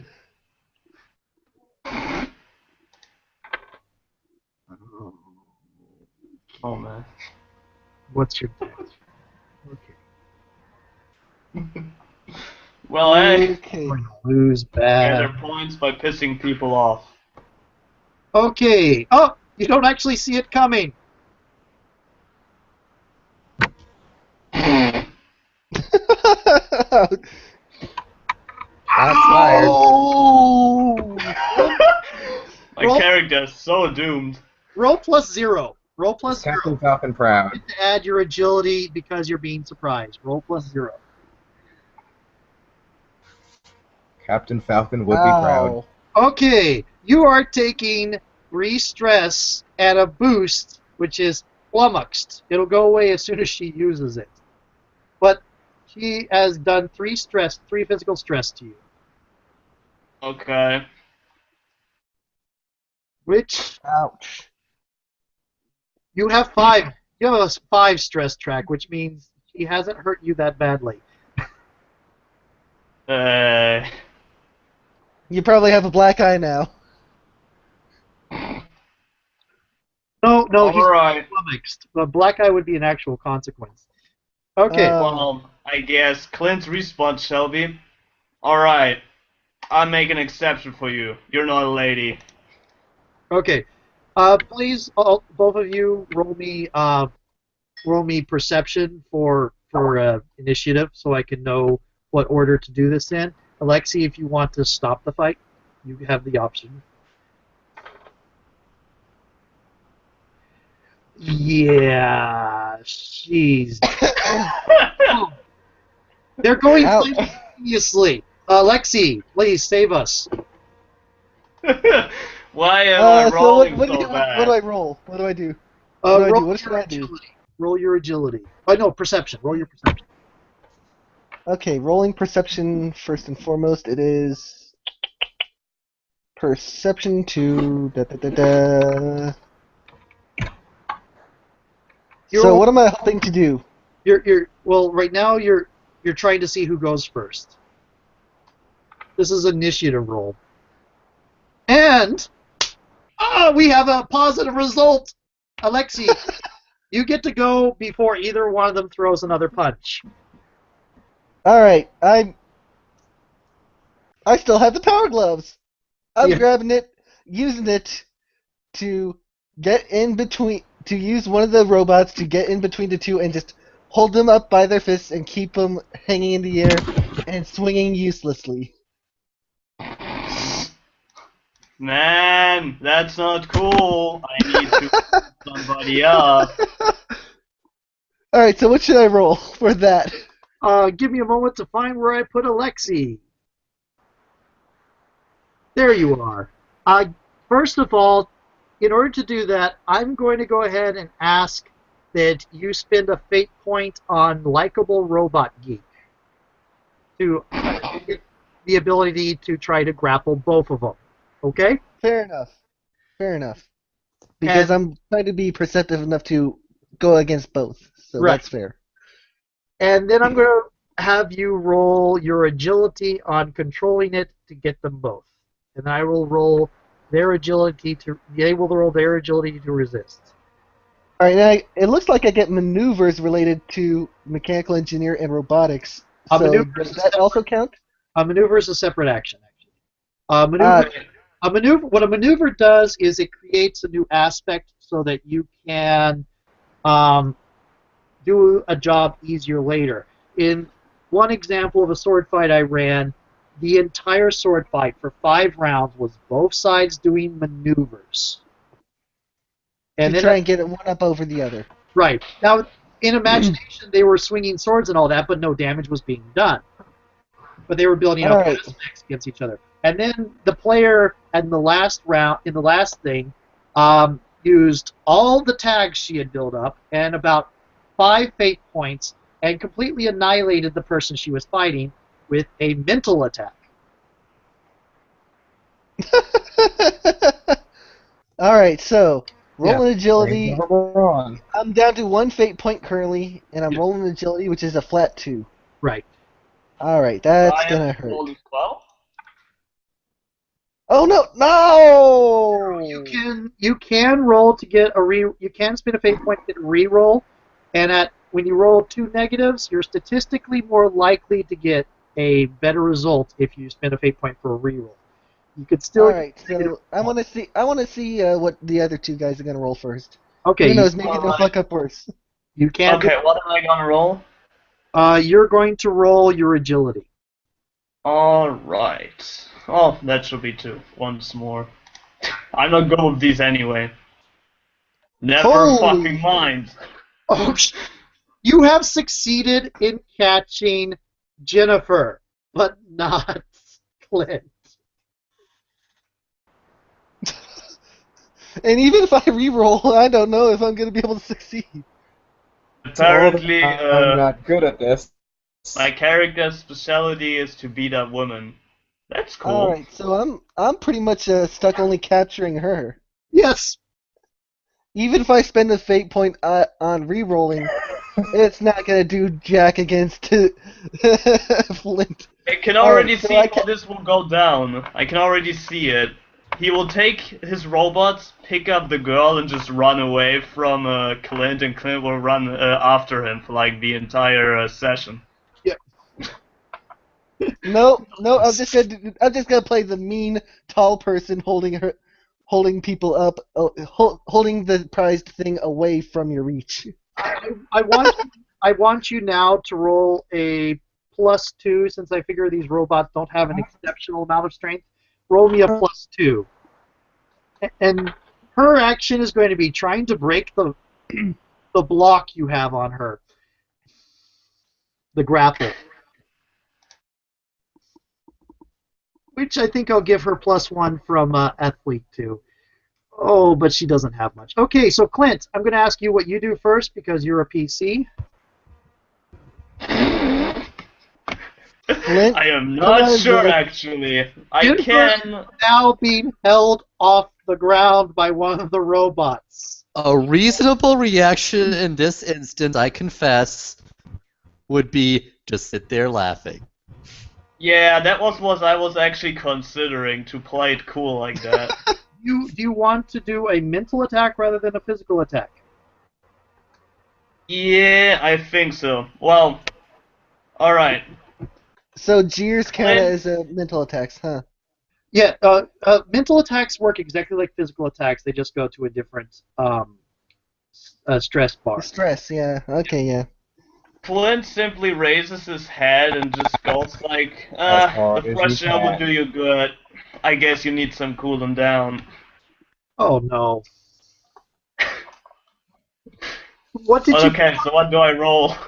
What did you pour on her? Huh? What are you pouring on her? I'm not pouring anything.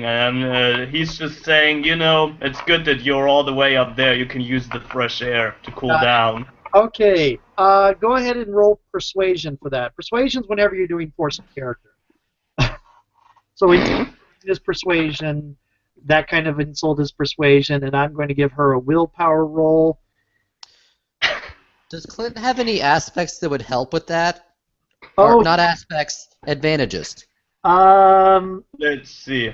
Yes, Fearless, Quick Step, Hard Style, Half Demon, and Enhanced Smell. Nope. Nope. Yep. It's not really. I'm not sure this character was built to beat up women. No. Domestic violence, the Yeah. ability. Okay. What happened? Now, Alright, so I'm grappling her, and so she's doing a resist against me and Flint. well, Oh. she's not accepting she's no selling the insult. Well, not quite no selling because she didn't get a spin on her defense, but oh, fuck you, Fairbulg. Just Well, there goes our PG-13 rating. Well, Oh. PG. There goes the PG rating. yeah, F you, Fairbulg.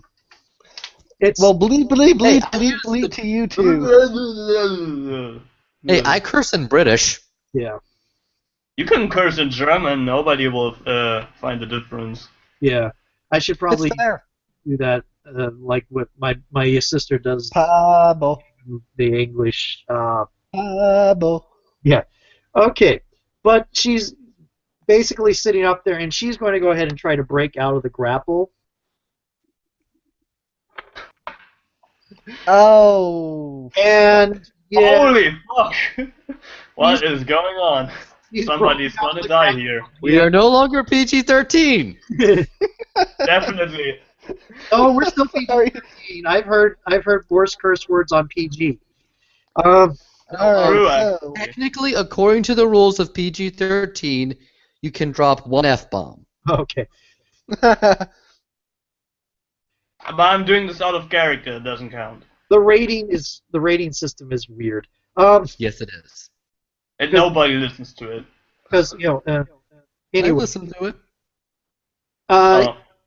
it is. I'm going to go ahead and pause that before we get to the next initiative round.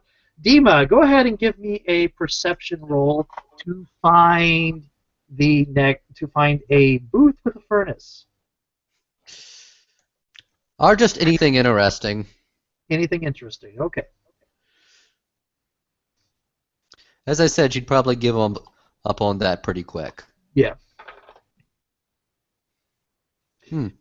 Yeah, you're wandering around the fair. You can succeed with cost, which means it'll take you some time, and I'll try to go to see if Micah's microphone is working real quick and talk to him for a little bit. Or you can just fail and continue wandering around for a while. I will say this: you do notice that there are a couple of different reporters that are going around.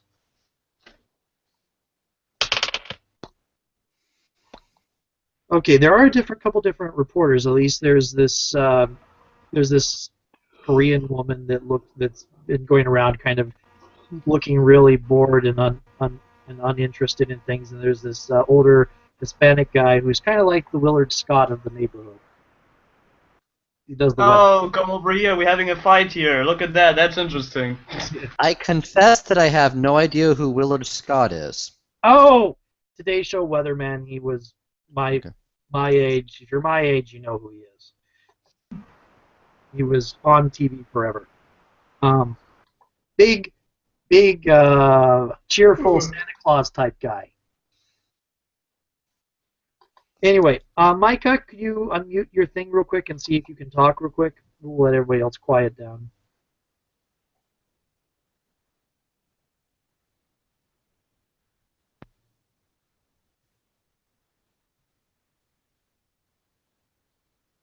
Mom, how many things do you have going on?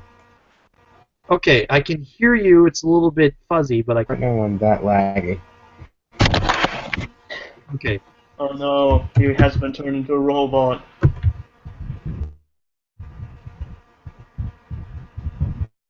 Yeah, I think so too. Okay. Micah, do you want to go back to just watching, or are you? I'm fine if you want to continue. I'm wondering if you're having fun with what it is.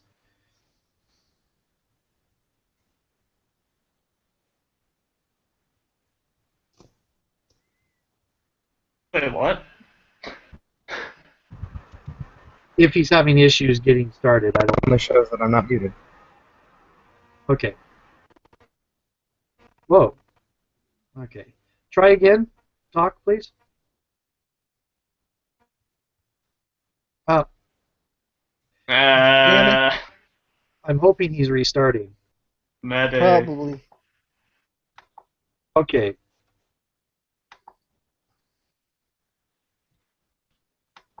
Alright, so what can we do now while we wait? Okay. Well, let's go back to Dima. Dima, you're wandering around the fair a little bit. Go ahead and give me a perception roll. Again? This is for something different.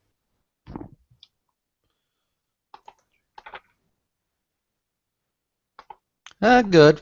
Okay.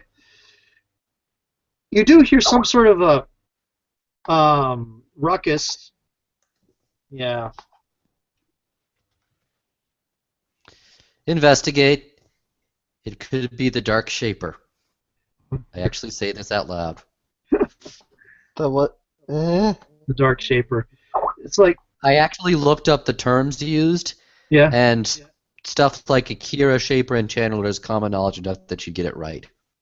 Okay, you probably would hear Akira somewhere. Yeah, and Shaper is definitely showing up in a lot of old things. And yeah, okay. Okay, so you follow the disturbance to its source, and surprisingly enough, it's not a fight between one of the swim team and Clint. But I digress. You find it's at the cafe, one of the cosplay cafes, is being put together by the theatrical club for their fundraiser, and it looks like some of their members have gotten a little bit of a rash, kind of like your friends have. Huh, I was actually right. She doesn't even believe herself. Approached them and actually just dug them early. You guys have gotten a rash as well? Yeah, it's kind of the funniest thing. It was just, I don't know what we touch. I mean, I don't know of anything that we're allergic to. Do you think it's sabotage? Well, if so, isn't Fairbog on your team?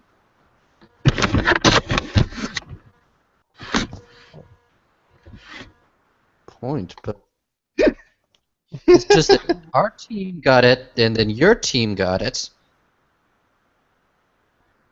Yeah, I mean, we don't know particularly where. I mean, maybe it's you don't think it's some sort of virus or anything, do you? Well, traditionally I'd go with dark magic, but that sounds vaguely plausible. Oh yeah, I did the thing. Did it work? Irritatingly Yeah, positive. you did the thing and it worked. Good. Okay. So, where do well, you think we could have gotten the virus? I don't know. You can ask a suggestion. You can ask him who was just here. Who was just here? Oh, what you mean before we got the rashes and all that? Yeah. Hooray, Micah looks like he's good to go. Am I human again? Or at least Yes, semi-human? you are. You are human again. You are no longer a move! Or are you? Dun, dun, dun. It's like, there was the honor roll was through here, and Jess and Mary and that group. What's her name? Jess, and Elizabeth. That group was through here for a little bit. Bruce. And yes, Kara. And I'm going to go back to Micah. Micah, you're walking off towards the host club. It is run by a young man named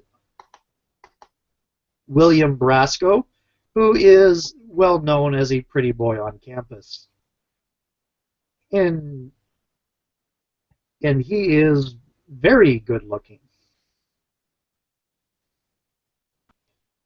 In fact, he's so good looking that you question his sexuality again. He's so good looking, you question everything about him. Yeah. Wow, he's not the one with absolutely stunning. I thought for sure he'd be the one with absolutely stunning. Suddenly, he looked like an ugly thing. No, he has striking looks. He's still attractive.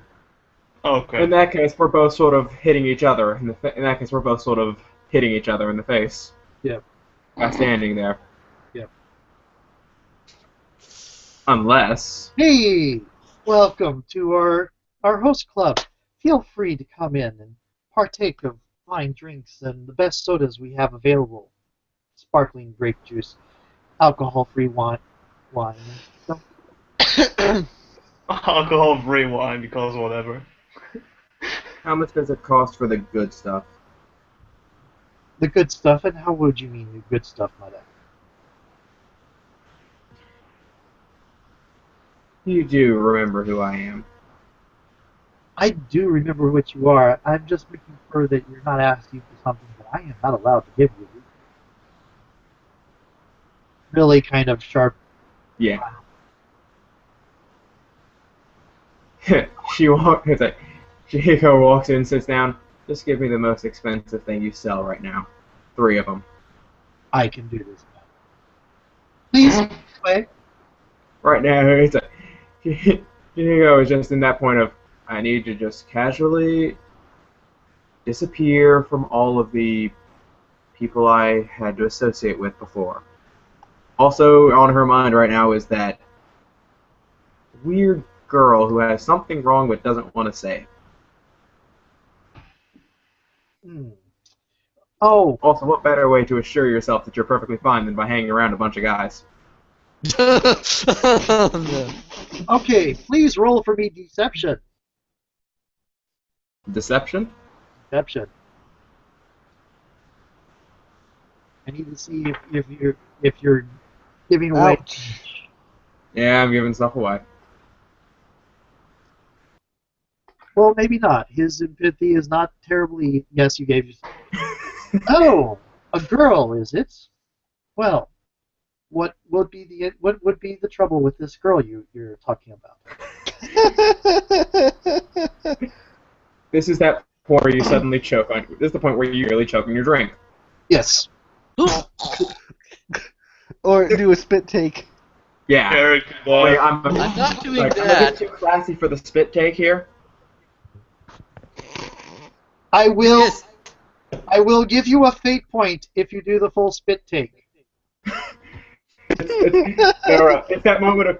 It's like choke, look around, make sure no one's watching. I have one better for you. I have one better for you. I watched Ratatouille recently. Call in a servant, hand the servant the drink, servant takes the drink and spits it out. Nah. That would actually be anime epic. That sounds like a Karen. That sounds like a anime style sort of like Rich Harris do it sort of thing, like Karen Yeah. Kanzuki or something. I could have sworn I saw it in a cartoon or anime. I'm pretty sure it is. If not, I should have. If It I is had in any a games- cartoon. I've seen that in cartoons, in anime, and in one movie actually. Yeah, Oh wow. I've seen the servant does everything for rich lady in several places. But it's like after this wonderful shenanigan, she attempts to regain her composure, but it's not all there. When you do that, please roll me persuasion against persuasion. Oh my. Oh. You roll it okay. twice. The second Throw time, money at it. you want to roll high on the second one and low on the first one. All right, that's lowish. That was the first one. Okay. Yeah. Okay. Go. Okay, you're good. You have successfully avoided dealing social stress to yourself. Oh no! That would have been terrible. I guess things like that happen. Yeah, it's something I ran across. I started doing because I had people who, in order to keep secrets, were pretending that they were flirting with their teachers. Oh boy. Oh. So every time, granted, the teacher was one of the other PCs, and they were all adults, some of them passing as teenagers. But it just, every time she did that, it's like, okay, roll your persuasion against your persuasion to see if you deal social stress to yourself. That makes sense. Actually, it does make sense It to does. do that. It makes the scary sort of sense, but that does not make it any less hilarious. She ended up creating one of the expert advantages that will go in the book, which is reduce self-inflicted social stress by 2. That person actually created it. That deserves to be in the book. It does. And she ended up using it so much, she gave herself a minor and a moderate consequence, which lasted through most of the campaign. Wow. That's impressive. Oh man. Yeah, Way to go. yeah. Anyway, After the recovery, what would give you that? What would give you that idea? oh, maybe I overstepped, but you did sort of blush a little bit when you started talking about the girl. That would give it away. Yes, it's anime we're talking about here. Well, doesn't it? Well, is this anime-ish? Yes. I don't know. It's anime-ish. Think Saved by the Bell or slice of life anime. It could be Yeah. it could be American sitcoms, or Japanese anime. With a splash of supernatural. We are flexible. Basically, we are changing genres every now and then. Yeah. And then all of a sudden we walk into Maine and we are screwed by Stephen King. A slight no, developed. that is an entirely different campaign book. This campaign book is lighthearted, fluffy, and safe. All right, Right. we'll have to take a look at that other Except campaign book For later. the giant robot attack. Yeah. And the bitch fight between Half Demon Boy and Lemuri. Deep one. Supporters of the Kickstarter, one of the rewards I give on most of the levels of rewards is voting on which of 4 campaign books I work on next. And the 4 campaign books I'm probably working on next are, depending on what people vote on, the one that's going to be about death, seers, ghosts, and undead. The one that's about occult investigations and the psychic freelancers, psych, and all that. Freelance police.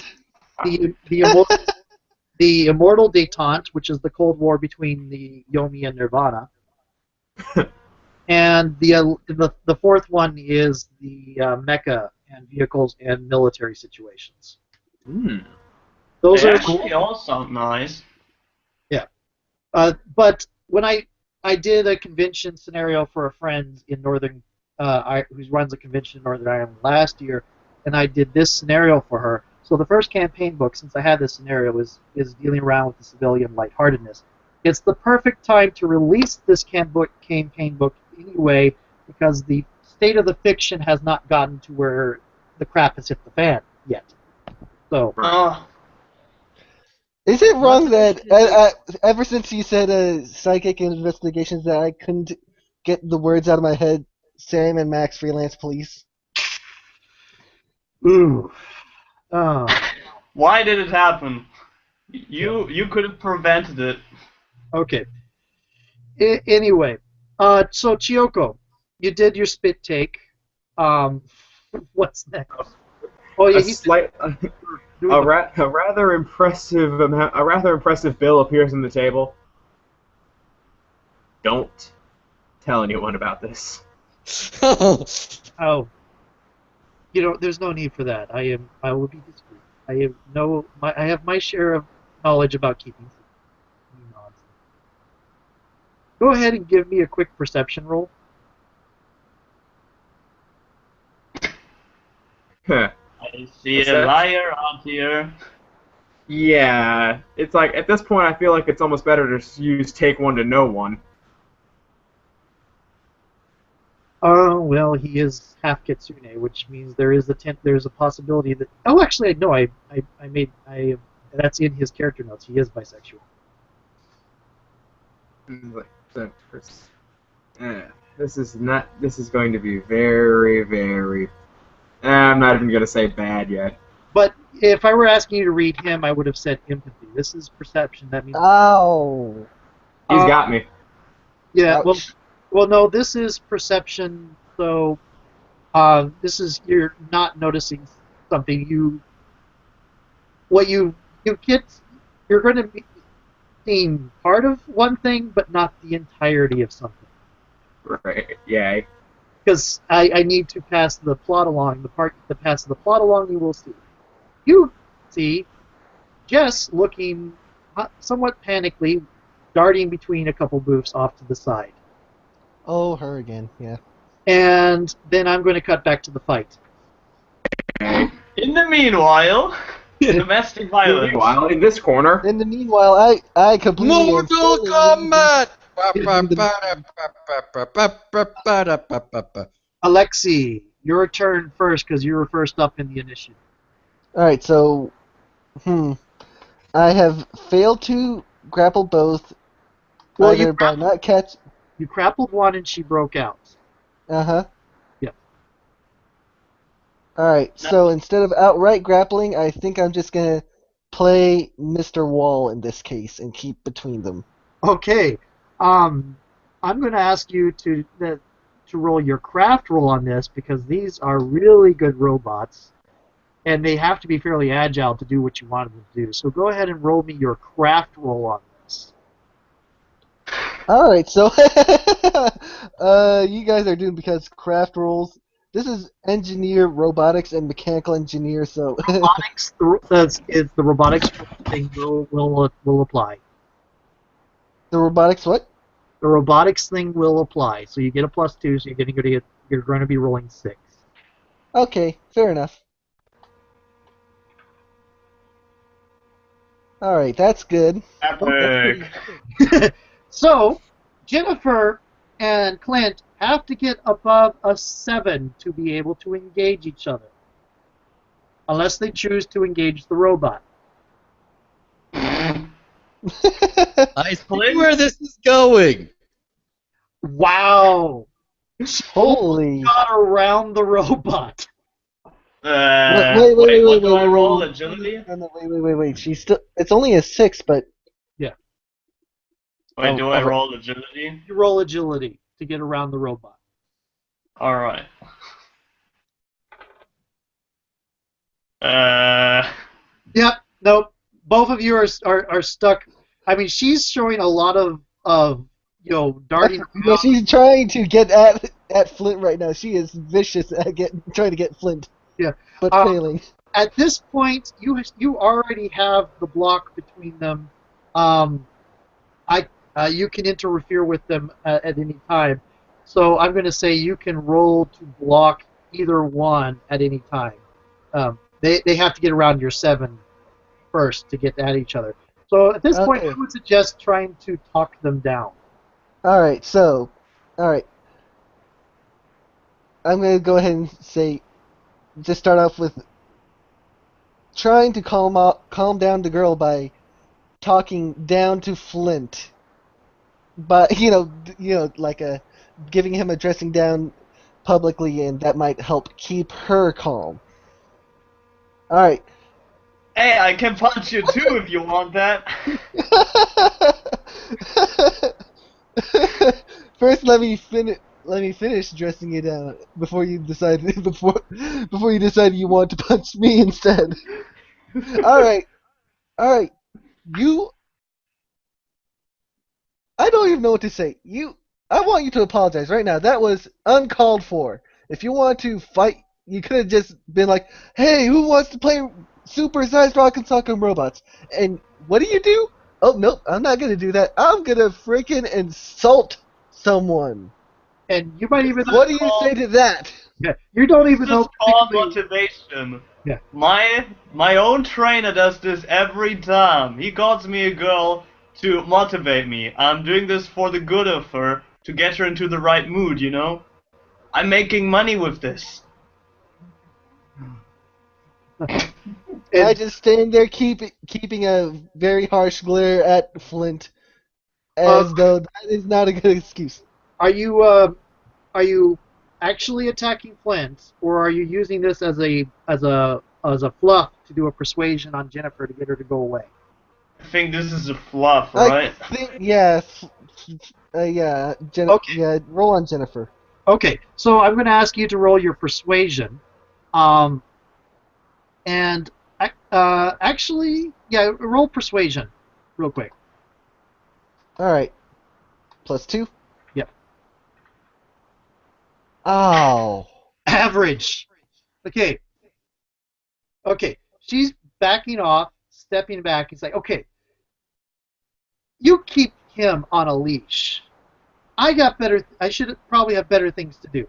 You keep him on a leash, which, this point, it's up to Clint to let her go or not. Inside her again? Let it go, let it go. Well, Clint I'm just singing the song. raises his Well, hands and it's a song. goes, well, I'll probably need 2 leashes, but fine. Have a good time. Okay.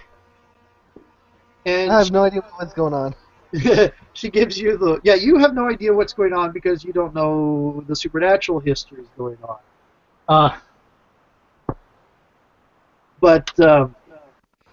Anyway, she gives the one-fingered salute and goes walking off down, probably towards whatever her group is. Exactly. Yeah. Which is probably the Duncan. Okay. Back to Dima.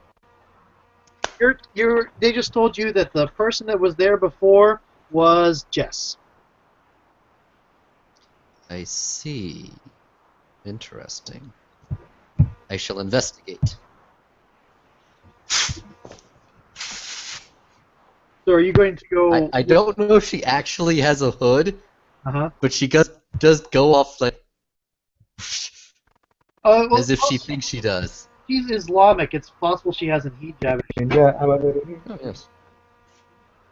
She's And Islamic gamer goth. I mean, she's obviously not terribly conservative, but it's possible she has a hijab, or however you say it. I apologize to any Islamic people. I don't know.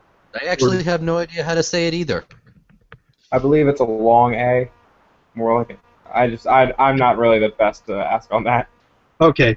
All I know is burqa, Okay. and Yeah, and all that I know is about right. it is that I used it in MSF High for Hell, Okay.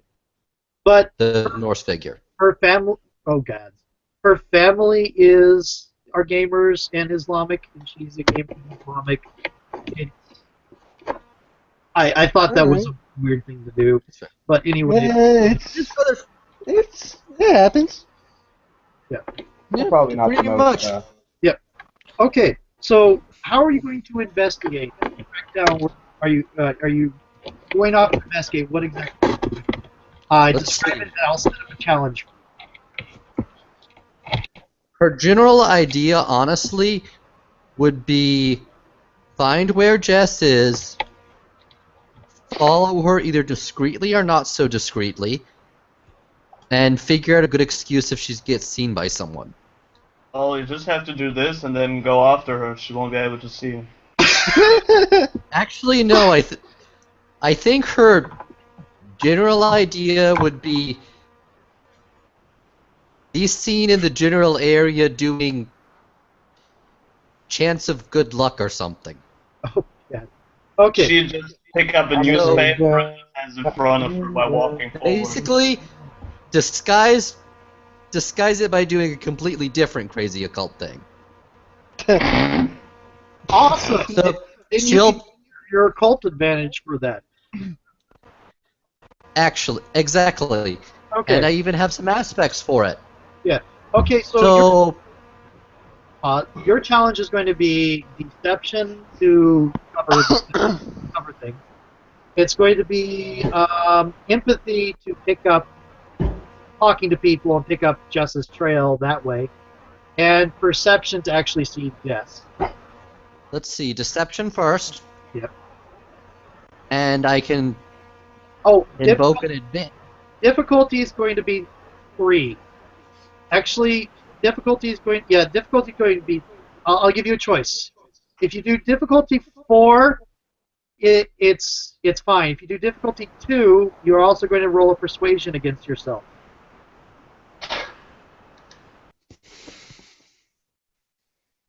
Decisions. May I know what the results of failing the persuasion would be? Social stress, not necessarily a consequence. I'll take the social stress. Okay. Before we go, then go ahead and roll persuasion and persuasion. Remember, first one you want low, second one you want high.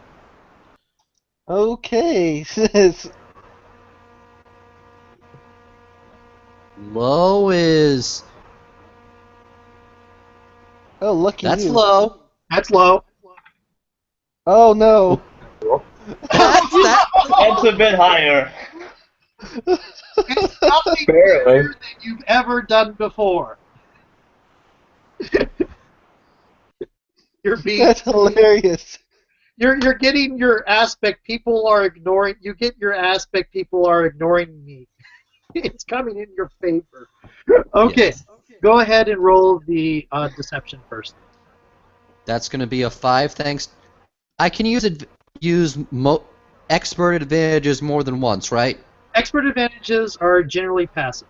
They just there. If they apply, they apply. And Yeah. I think that one That's all says right. it's on persuasion rolls specifically. Yeah. Oh wow, nice. That Merciful Christ in heaven. that is Okay. really, really good. You have people thinking that one thing, you got people coming up to you asking you for, hey, can I have a blessing? They think you're part of the booth. They think you're part of the fair. They're giving you money. Sweet. That is awesome. You win. Well, Clint always said you belong into a circus. So you're going to have a wandering good luck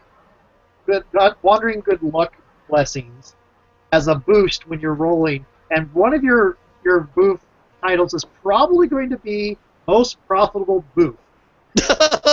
Oh no. I start making. Okay, now let's So try. now make sure to point them towards the thing. Let's try the empathy. This is reading people and talking to them and trying to figure out where Jess. Empathy of 2, and do I still get the +2? Yeah, and the difficulty is going to be a 3. No, it's not. The +2 from the occult's not going to work. Didn't Because think so. This is going to be a difficulty 3, though, because everybody knows Jess. She is one of the popular people on campus. So Ouch. now, Hold it! go on. Remember my friends? Yes. Are you spending a fate point? Yes. Okay. And the specific explanation is, I hate to use a mundane explanation, but I think Jess might have a virus. Oh, okay. So you're talking to your gamer friends to find Jess that you think she's sick and needs to talk to the nurse or Yeah. doctors. Okay. Or I just want to make sure Yeah. I'm right before I bring it up. Or, fungus. Because you definitely wouldn't want any grave moss pop up. That's where ghouls come from. That would be a bad thing to bring into a Demon Next Door campaign. Yes, let's bring the ghoul zombie apocalypse, fungus zombie apocalypse to the Slice of Life campaign. Yeah. Well, it's not instant. It usually takes a couple weeks. Anyway. Yeah. Anyway, on to this campaign. Okay, so that will make that a fair success. So you've got a monster success, which is being applied to. I gave that to your booth, and you've got a partial success. The last one's going to be perception.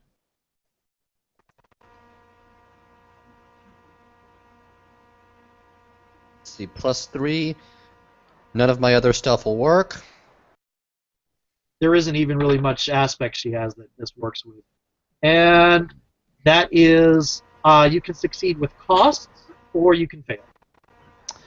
Since we need to move things forwards, I will succeed with cost. Yeah. Okay. Which, actually, you would have seen her even if you failed, but this way you get to see something else. I'm assuming Chiyoko, so I'm going to go back over to Chiyoko. Your Dima's coming up on this thing where near the host cafe as Chiyoko sees Jess darting between a couple booths. Chiyoko, what are you doing?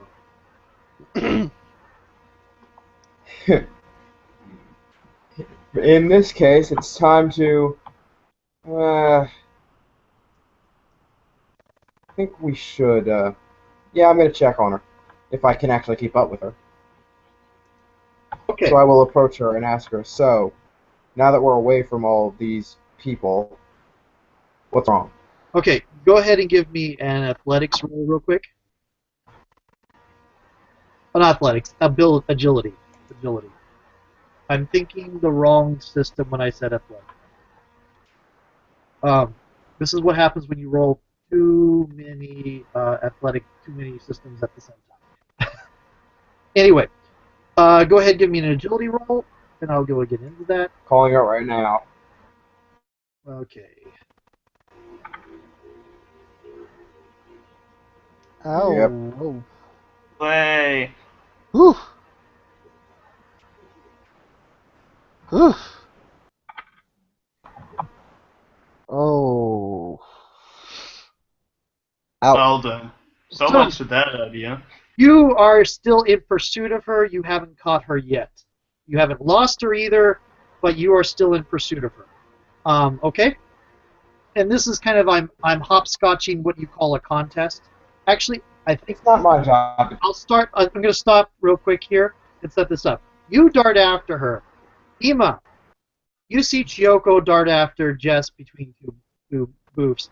And then you see some older guy, mid-30s, scraggly-looking conspiracy theorist type, kind of coming in a few yards behind Chiyoko, heading into the same area. Oh snap. Okay. Hold on one second. I Yeah. confess that I lagged during the middle of that. Okay. This is what's happening. We're setting up a contest here. What happens with a contest is the first person to 3 victories wins. I'm going to disregard these 2 rolls and we're going to start again. The first person to 3 successes 3 victories wins. Okay. And they get the thing. What happened was Jess darted between 2 booths. Chiyoko saw her and darted between the same two booths after her. You saw them, and behind them you saw some other guy about mid-30s going after them.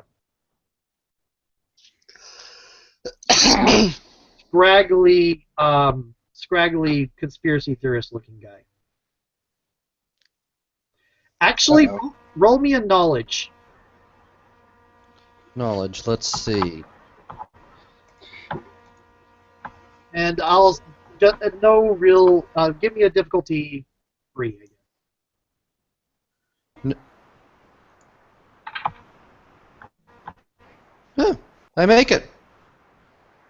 Okay, we're Dun, dun, dun, dun, dun, dun, dun, dun, dun. Of course that would happen.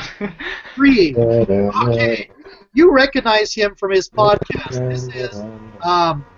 This is Corbin Belenos, who's going out one of those looking for the truth types.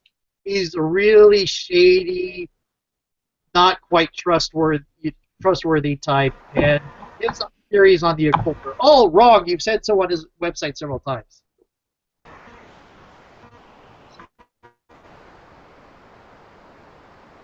But Well, first, Yeah. would I have to spend a fate point to have a cell phone on me? no, that's just basic. Basic. Basically, Text the other two party members to explain the situation, then rush after them.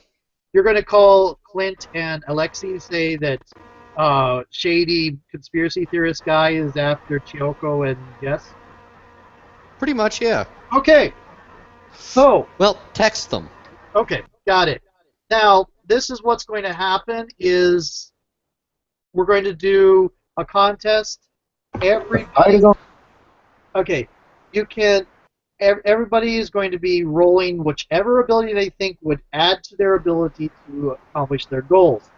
The goal of Jess is to get the hell away from everybody. The goal of Chiyoko is to get in contact, catch up to Jess. The goal of the reporters to catch up to Jess. The goal of Dima is to catch up to Jess and help him with the reporter guy. And I'm assuming the goal of Alexei and Clint is to find out where everybody is, track them down, and get there at the same time. Sound appropriate? Okay, let's see. So the first roll, and you can make a maneuver before, but if you fail the maneuver, you don't get to roll the actual contest roll, which could make you fall behind on the victory scale. Okay, so Clint practically wants to find out what the hell is going on around him while he was in that fight. The other way I could do this is I could put all 4 of you on one thing. One of you rolling contests, the other 3 rolling maneuvers to help that person. With the Okay, so what we're all seeing Jess running around, and we're trying to get to her and figure out what the hell is going on. This is now this is now the Scooby-Doo chase scene with the doors. I was about to say that, actually. Alright. Okay. I was thinking Biddy Okay, Hill. my rolling luck is pretty bad, so I just probably do the Alright. maneuver, I think. Okay. I think I'm actually going to be doing good with maneuvers because I think I can control the robots quite well to help, if not capture, then most certainly corner her. Yeah. I And was actually thinking the best thing the robots could do would be provide scouting. yep. They're presumably tall. Exactly. Scouting and helping to corner her. So we got scouting robots. What maneuver are you pulling, Clint? Are you mobilizing your gang? Not real gang, your high school gang. Not a real gang, a West Side Story gang. Yeah. Actually, I could even, well, I'm thinking about it. I should actually call them my friends again to tell them, get that girl. Well, there's Wait also till you see Dima's maneuver. there's also the shady. I know mine. There's also the reported shady what do you call it, reporter guy. I replaced my crucifix recently, and unfortunately I couldn't find a good wooden one, so I got this old. Shiny. Cool. Okay. Go on. And what is Dima's maneuver going to be? I'm going to use deception with Yep. geek speak, which I used in a scene, New scene. to put a negative maneuver on the reporter Oh, got it. by simply telling everyone that I think some creepy reporter is going to slander our school or something, and he's chasing after Jess. Oh, She touched my breasts. by the way, the cost you took is 2 points of social stress. When you did the success with cost, I didn't. I should have said that at the time. That was Dima. So Dima has 2 points of social stress. Ah, Fair. I don't think anybody has gotten a consequence yet, but that's fine. The point is to have fun, not to have consequences. Consequences are sometimes fun. Okay. Okay, so yeah, that exactly. Heck, I didn't know that even in the Okay. Dresden Files RPG, very rarely do you get the consequence of, dying or anything. no, Most you get no. knocked. Dying in Fate is very hard to do accidentally, which is good because dead characters mean paperwork and introducing new characters. Yeah. Okay. And generally with Demon Next Door campaign, my general suggestion is to not go above moderate consequences, since most people are going to give up when they say moderate consequences. When Oh, they get yeah. Anyway, Micah, how is Chiyoko doing this pursuit? Are you doing the athletics, or the agility? How is she doing it? You can try to Should I have rolled already? You can use whatever stat you think you can reasonably result into trying to catch up with Jess. Mitch, I'm gonna use comments. Well, obviously you have to use agility to catch up. But at the same time, I'm pretty sure that now's the opportunity to shout ahead and persuade her to slow down. Especially if I casually use a fate point in Too Pretty to Hurt. I'm not Okay. talk. Okay. So now what we're doing is we've got Clint and his buddies hurting, and the robot. We'll do the robot scouting first. Clint and his buddies hurting her. Dima putting obstructions in front of the creepy guy, and then we're going to roll to see if you get a chance to talk to her alone. Or roll the first roll anyway. So everybody, please roll for me. Let's see, persuasion. Craft, persuasion, and deception. So we'll start with craft and the robots. All right. So this is going to be another 6, right? Yes, All right. it's easy to get powerful characters. Oh. Legendary. That is 2 tags. That means you have scouting robots with 2 tags. Now, this is a thing because normally you can only use an aspect once per roll, Uh-huh. but if you have tags, you can use however many tags are on that aspect all at once. Ooh. So now I got 2 tags to use on... Scouty robots, but that's going to be going towards helping Chiyoko. The character won't know about it, but she can apply it to her role, either this role or the next one, or later on within this contest, because it's going to cut off Jess's approaches. And people doing maneuvers can use them as well if they want, though that's generally going to be trading a fate point for a fate point. Yeah, all right. Yeah, so all right. So those two points can go to her. Yeah, so Yeah. that'll be perfect. Okay. Perfect. So now we're going to go towards Clint and your herding buddies. Alright, my idea was to actually help prevent the reporters from doing anything stupid, because Oh. you can also ask them what's about with them, and I'm gonna use strength for that because this is gonna get violent. You're going to go actually confront the reporter. I'll let you do that. Go ahead. Strong on Go ahead. a reporter. Okay, do I get any bonuses from my friends? Because they count as... Wait, I had... If you spend a what I fate meant- point after the fact, then you can. Basically, spending a fate point means your friends are helping you. Well, if I even need them, because I have an actual exceptional skill aspect, and this is boxing classes every week, which apparently counts into strength as well. Well, you're not going to be actually. Actually, I can throw. At this point, I wouldn't actually be doing any combative things. This is more getting up to the point where you're all combating. So, Okay, well, so it's leading. Rella, shall I roll agility instead? Simply just persuade them. or persuasion. You can roll persuasion on your cadre of buddies to put a tag on cadre of buddies so that you can use it for free. Yes. All right. Well, then we shall keep the comments up for later. Okay. Like it. You have a tag on cadre of bullies, so I'm going to note that. Buddies, not bullies. Cool. Bully Yeah, that buddies. does. Generally, what I assume is if they're PCs, they're more or less the best versions of themselves. If they're NPCs, they can get a little bit jerky or doormatty, depending on the character. That's fair, actually.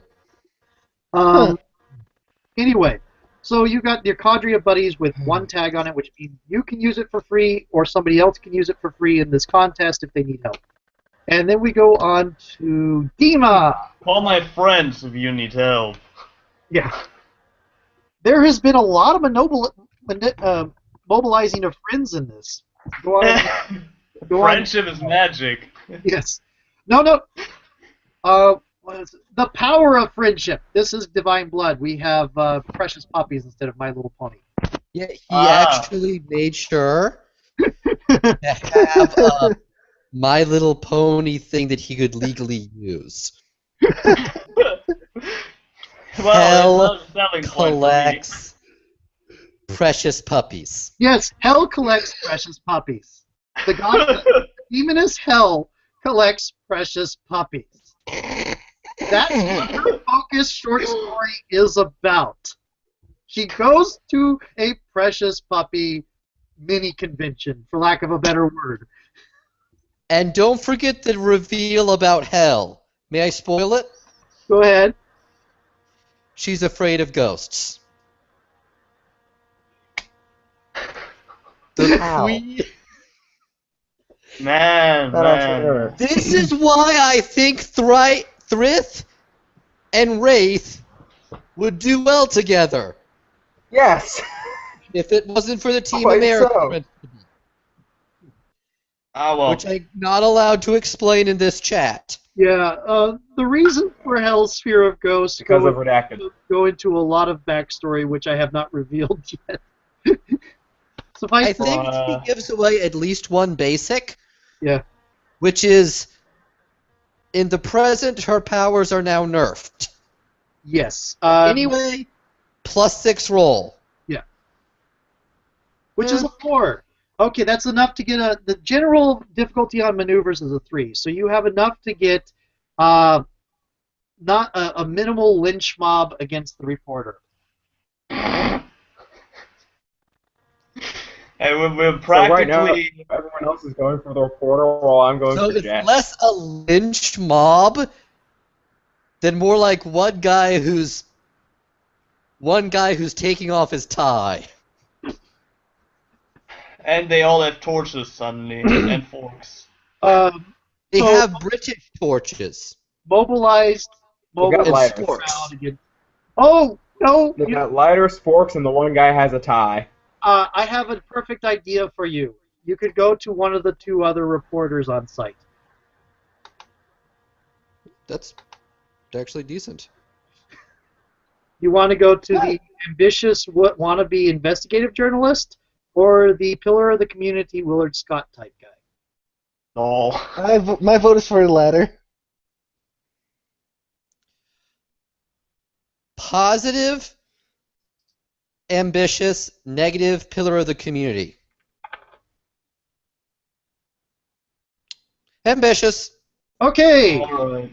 I got- Oh, So you're going to go, you find and talk to Miki Kwan and say that there's some guy creeping around here, and I recognize him from this podcast. And these kind of little things go into her eye, and she starts going off after him. So Miki Kwan mobilized. Kwan mobilized. As she runs off, I say, "And do you know what is going on?" So I'm now chasing after Mickey Kwan. Miki Kwan, yeah.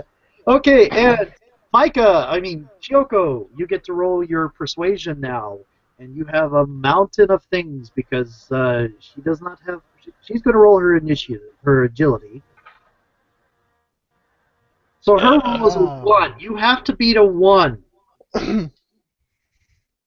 If you What do I beat it have? by 3, if you beat it by 3, you get two victories. Invest the money in a fitness trainer. You With can do it. persuasion, Call it. +2, and...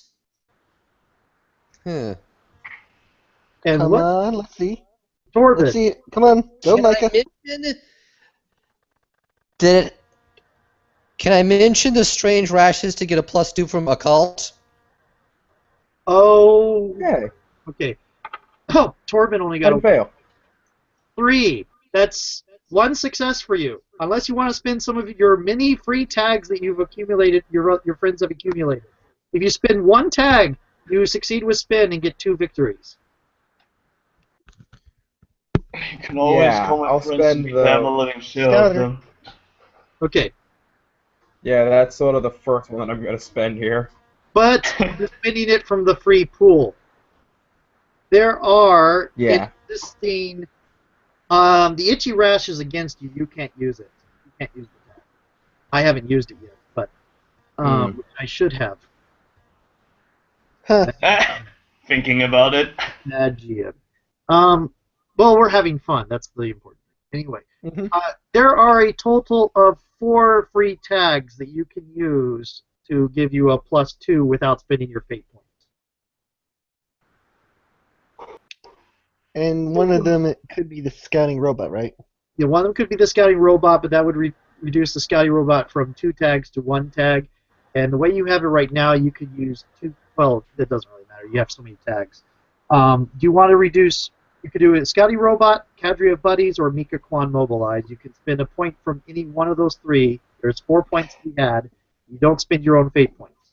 It just basically means she sees one of those things and goes in a different direction that makes it easier for you to catch up with her and get to where she can hear you. I will use the.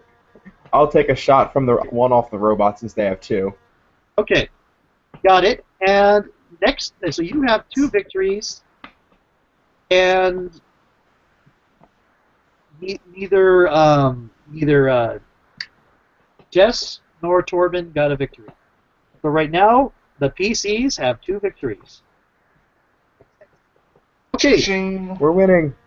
next round of things. Do you guys want to do a full set of maneuvers, or do you want to just have him go and do another contest move and use the ones you already have? Because all he needs is 1 more success. I think we should be fine with 2 more tags. Okay. Even if he fails to the point that he has -4, it shouldn't be that detrimental. I confess that I want Dima to at least roll agility, Okay. just in case, not as part of her own individual thing to see if she can actually keep up with everyone, if Okay. that's necessary. Okay, go ahead and do that. 2. You're not going to be able to keep up. Oh, yeah. You're not going to. Oh, yeah, 2. You're probably not going to be able to keep up with Chioko and Jess. but you probably are going to be able to keep up with the mess that is Mika and Torben. So, in the middle of the Ranma 1/2 style chase scene, I'm like a little bit in the back. Yeah. You know the movie I'm talking about, I assume. Oh, yes, number one, the first movie, yes. Pig from Hell, yeah. Yeah. Okay. Yes, I do. Slight digression. One of my favorite things from all the Ranma 1/2 movies is the guy using the depression move on Ryoga. I confess I forget that moment. Shishihokudan! In all honesty, as soon as Ukyo heard the description of that attack, she should have been booking it out of the room. Yeah. Yeah. I confess Probably. I need to re-see this scene. I read depression attacks in the manga, but I forget that part in the movie. Shishihokudan. It's not the first movie, it's the second movie. There is a monkey guy that has a special attack that puts people into the deepest depths of their depression. Oh god, no! Oh, you can see where the hell that's gonna go. I have the Clerks 2 face! You know the scene! And he decides to use it on Ryoga. Oh god. Did Yukio know about Ryoga's special attack? I don't know. I don't know, but no. all Actually, I of don't think Narima so. does. I would have thought all of Narima did. So They should. anybody from Narima hearing, I have this special attack, they'll put you in the deepest depths of your depression, Ryoga! Run! That is probably what caused the Crystal Tokyo incident, Yeah. and I will tell you later about my fanfic. So we practically derailed the entire fair already by mobilizing everybody into a mob against these guys. Okay, So yes, I'm like in a Ranma 1/2 mob. okay. Yeah. Chiyoko, roll your whichever agility, persuasion, or whatever you're trying to get her to stop and talk to her. I'm going to roll her. Yep, it was agility. Okay, I'm going to roll. Where are you, Jess? There you are. I have too many tabs open. I'm going to roll her empathy just to make it a little bit of a challenge for her trying to read where you're going. And that's a 3. So, Ouch. but she doesn't have all the tags you do. Ow! You have 3 tags. You can still get up to a 6. Or you can fail and she gets a victory. If you use all 3 of your tags, you get a 3rd victory. You're having your little one-on-one with Jess, while other people are crunching knuckles to talk to Torben.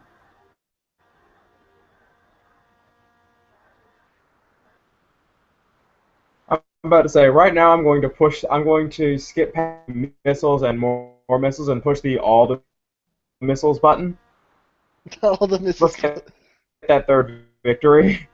So you're chasing. This is what's going to what's happening here. You're calling after her, and I'll let you role play out the words you used in a little bit here. But everything you're saying, you're being right behind her, calling her out. She's trying to read which way to go. Every time she gets to a part where she's about to go back out into some other part, this mob of people comes rushing by, and she goes, ah, and goes the other way. That definitely sounds like a Ranma 1/2 mob. I will. Where did we the have giant gotten- robot come from? We've almost got everybody to chase them after all. Okay. That escalated quickly. Anyway, so you have successfully done that. Go ahead and roleplay what you're saying before we get up to actually roleplay what you're calling out after her. Say what Chiyoko is calling out. Just one time. Please, microphone, please don't abandon us. Oh, damn it. I kissed a girl and I liked it. I'm just trying to talk. I'm hiring a personal trainer. Here, we hear you. Okay. That was great. It might be easier on you if you just, disable camera so it doesn't lag your computer so much. It looks like that's what he's done. Okay.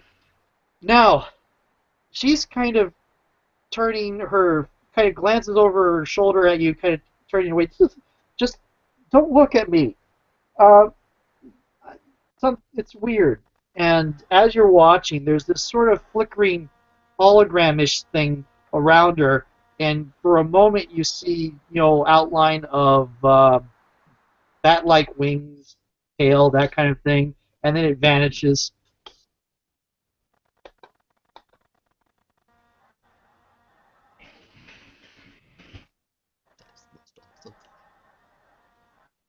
Because it's a demonic girl illusion is a defensive response, and she's freaking out, so it's triggering. It's completely an illusion, not physical at all. But that's what Shiyoko sees, is for a very brief moment, the demon girl wings and tail. Mika? Are we losing people here? We're getting to within 30 minutes of my end time, so yeah. Oh, we just have like 30 minutes left? Well, we're out at the end of the scenario too. Well, we gotta find out it was all just a dream. Something... I think Mika had something happen again. Okay. Yeah, I'm here. You're here? Okay, good. Awesome. Hey! Yeah. You want to respond to... She's saying, just please don't look at me. Something's weird. Or do you want to go to have everybody else go to beating up Torben real quick? Whichever one you... It's like, I'm just gonna casually sit. I'm just gonna Let's try to be quiet so we don't... You need to talk to. But it's just sit her down. You need to talk to somebody, and it might as well be me, because I won't tell anyone else anything about this. And... Worth it. Are you sure? And she kind of turns around and looks at you. And the parts of her eyes that in most people would be white is lavender, and her pupil is like a four-pointed star.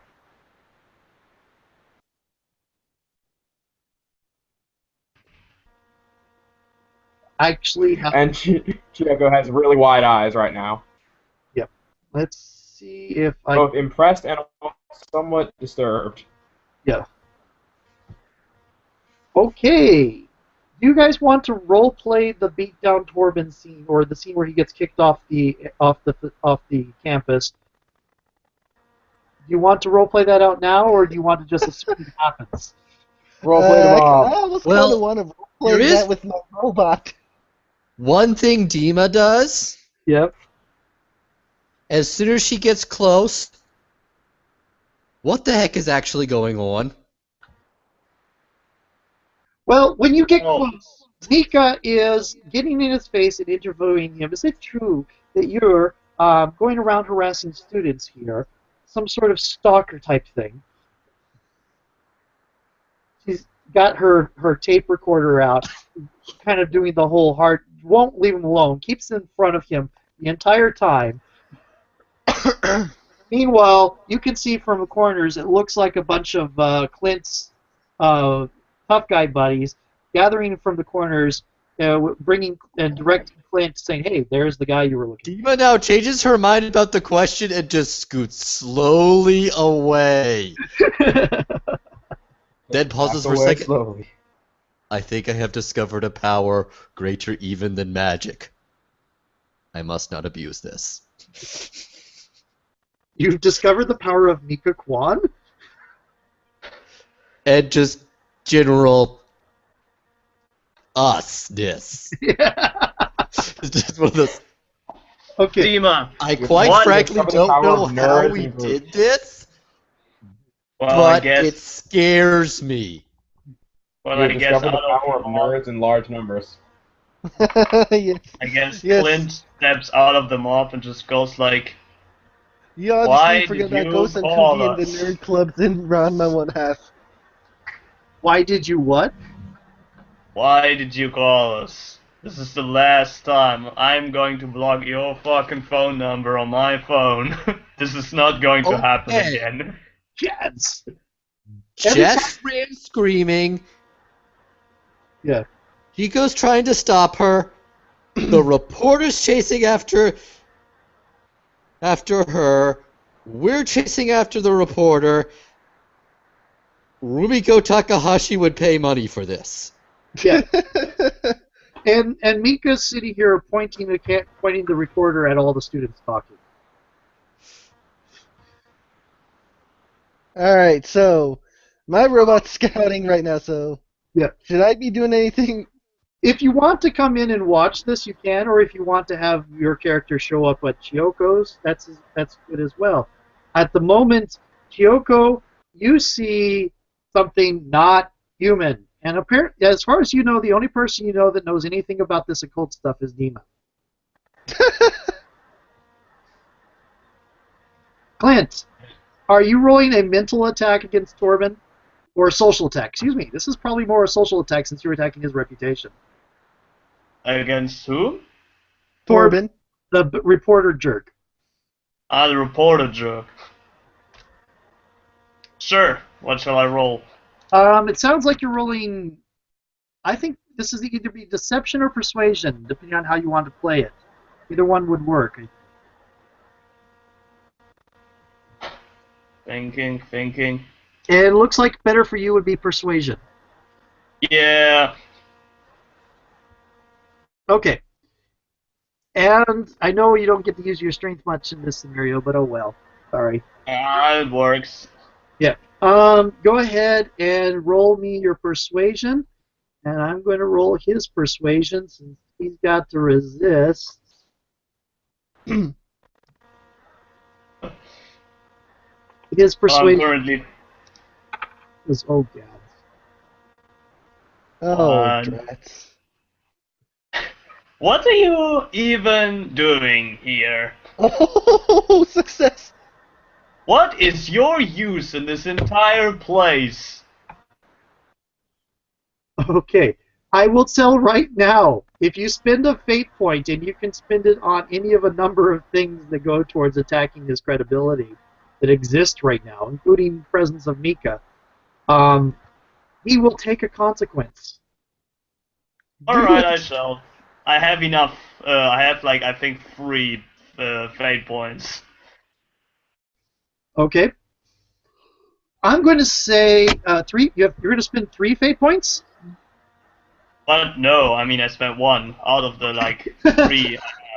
I was about to say you're pretty much going to force a takeout on him. I forced him to suicide. Nah, he just faints. No. A takeout socially would be things like go to jail. Oh. Yeah, Help! he's about Really to. bad! He's about to. Help! Help! He touched my breast! Thanks. It is the social consequence he is going to be taking is he's going to be showing up in Mika Kwan's expose of pedophile at the fundraiser.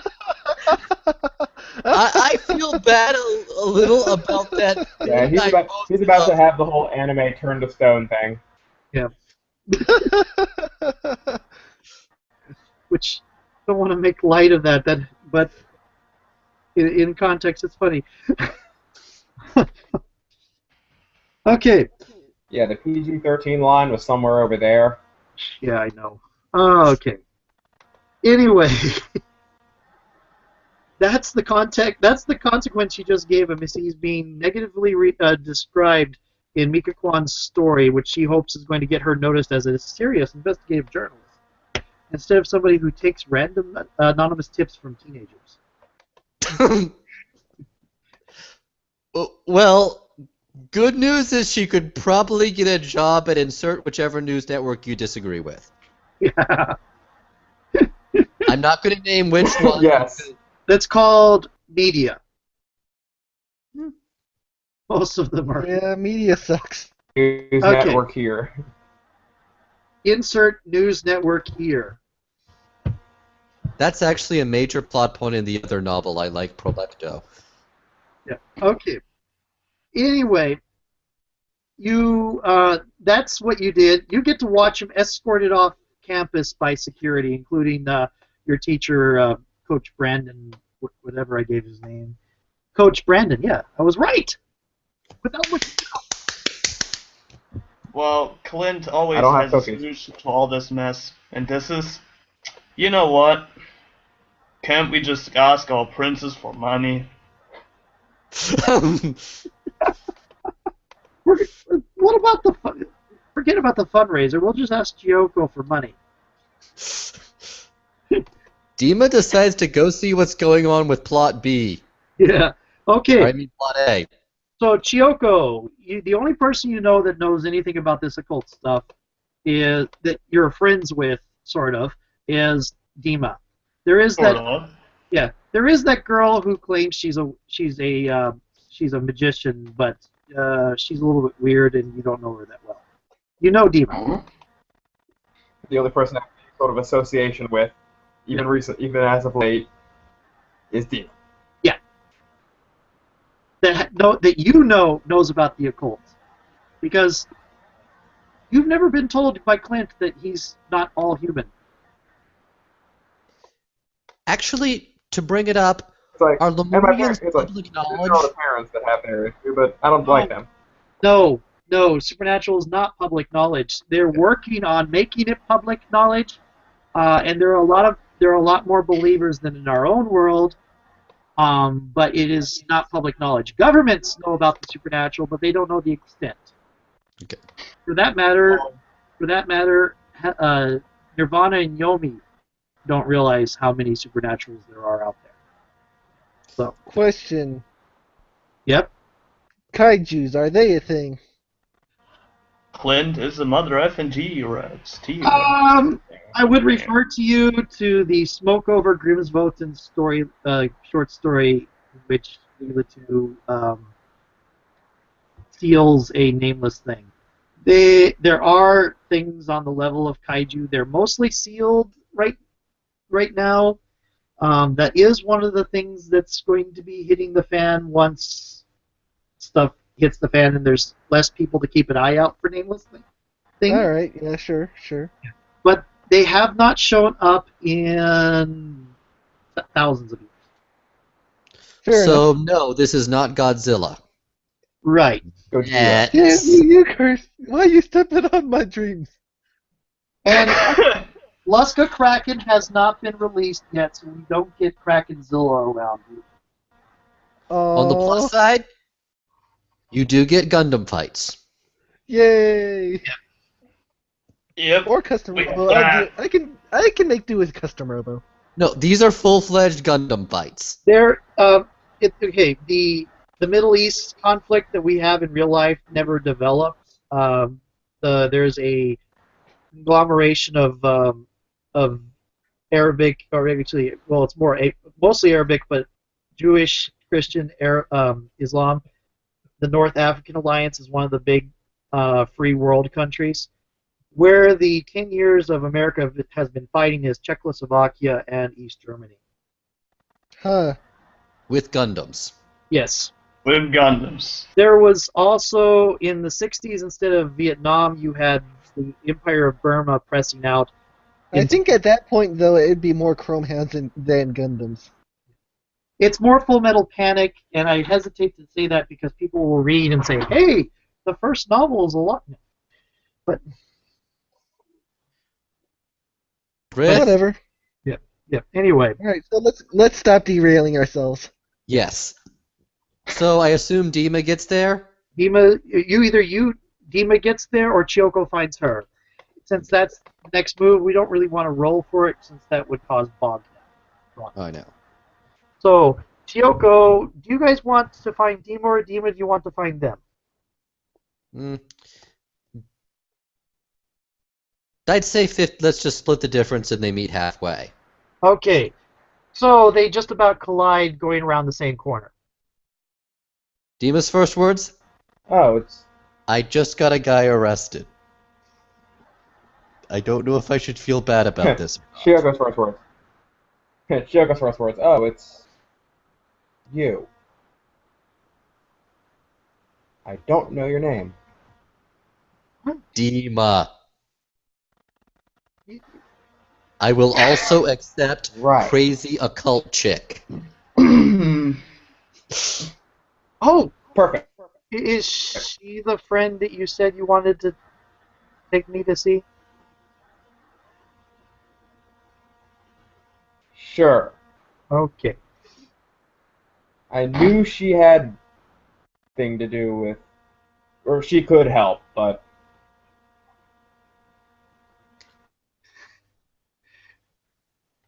So,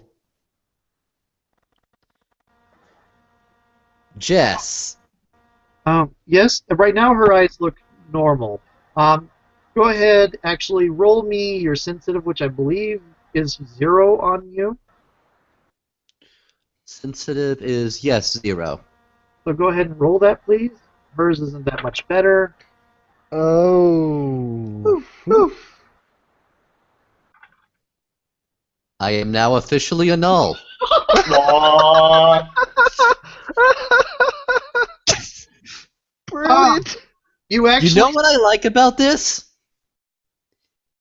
yeah. With only this small of a range compared to D20s, it still manages an incredible amount of epic successes and epic fails. Yeah, that's And true. you can actually do something about it. That's cool. Yeah. yes, and by an even worse one. I'll confess, if MSFS High didn't use Wraith's system, I would think it would fit well with Fate. Anyway, so what's the result? So you're watching her and you see a flicker where, for a moment, the image of her eyes that you expect to see, the brown, the kind of vaguely greenish eyes that she's had ever since you've known her, that are real kind of stand out because, well, succubus, and they take the best, they build themselves to the best traits out of everybody's images. But you see through that to the, for a moment, that's kind of transparent, and behind that you see the lavender sclera and the 4-starred pupils. All right. That is awesome. I specialize, my brand. So you saw through the illusion. The illusion is there, but you can tell it's an illusion. No, Demon Zinc says, that is awesome. What are you talking about? She doesn't know Nope. she's doing it. No, Or does she? she doesn't know she's doing it. That's That was entirely. actually even the thing. It's like, she doesn't know she's doing it. And I'll let Demon know the term Akira, and pop out with a loud declaration. You're an Akira. So Oh, you're an Akira? I don't know what that means. It means someone who can actually do the stuff I try to do. And it's like, and it's like,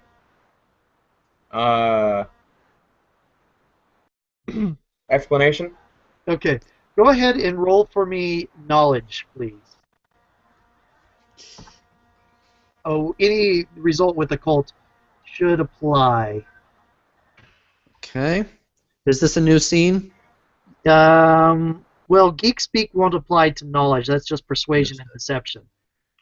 But the +4 does. +4? No, +2. Yes, +2. Yes. Okay. And Ouch. hold on, I've got one fate. Actually, that +2 is a social convincing people socially. So no, it doesn't apply. Ouch. So you're 0. Sorry about that. So, Al, Can I at least mitigate any failures with my last fate point? yes, you can. With open-minded to the existence of strange things. Okay, and I'll let you. That's here. That takes you to a 4. No, it that took me to a works. +2. +2. Okay. I'll let you succeed with cost, and the cost is going to be a mental stress. That's Uh-huh. perfectly understandable as I'm working against my other aspect. It's going to be it's actually going to be 3 mental stress, And ouch.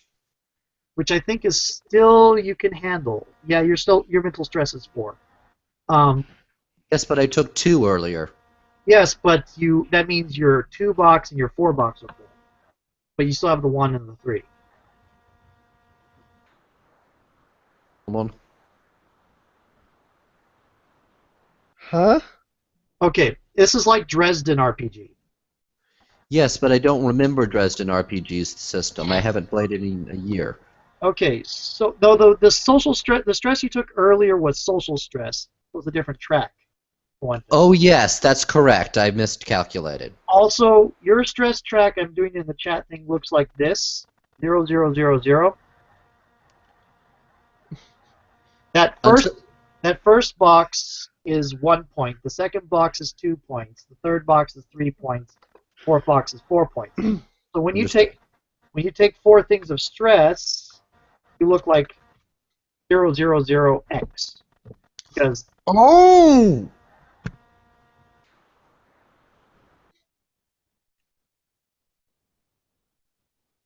the problem being is if you take Have to fill all of them.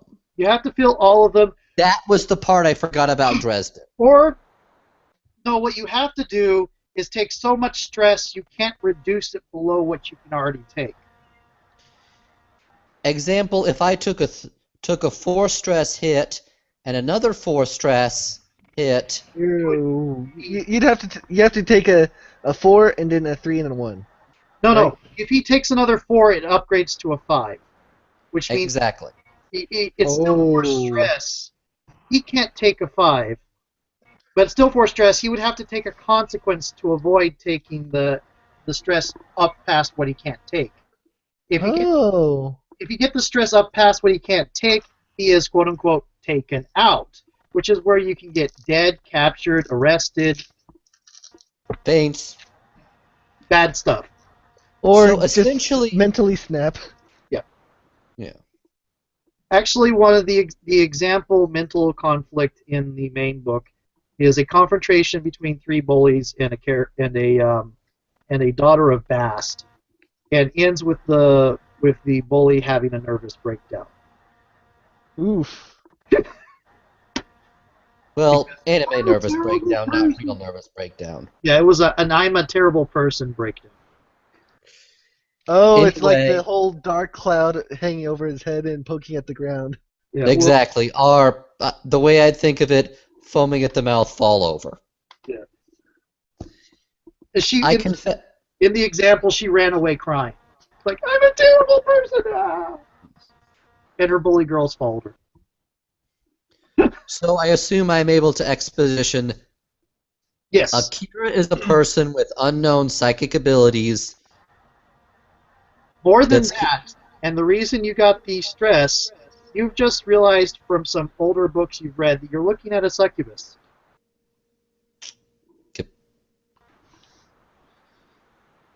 So,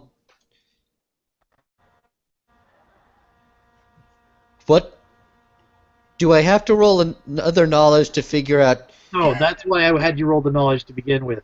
I'll let you decide what Dima thinks about succubi. What I will say is most of the reputation for them being sex demons and seducers and all that came from after the purges when they were not quite what everybody thinks of as extinct, but they got reduced so low in population that they didn't have any communities to protect themselves. So you got several succubi being taken in as slaves and picking Ugh. up archetypes that are somewhat Um. unsavory as they're growing up. So Well, then. you don't know that. Hardly anybody is aware of that. There's some experts in the actual community that theorize that, but most people don't look into it because most people assume succubi are extinct. So, okay, I don't know how to put this, but you're a succubus. And at that, Move. she's going to faint, and we're at 10 Yeah, minutes. you said it. We're at You 10 said it. to 2. And at this point, I would usually do the another contest, one for each of you, to get different titles on the booth. But we don't really have time to do four contests with other booths. So And let's be fair, functionally, the parts that we care about are over. yes. Yep. Now, if this were to be done as a campaign thing, I would actually stretch this out over several sessions. Whenever you're running a convention game or a one-shot, the story gets compressed. Oh, yes. Yeah. We For are testing instance, this. as I after all. pointed out, the main antagonist didn't get a single line. Yeah.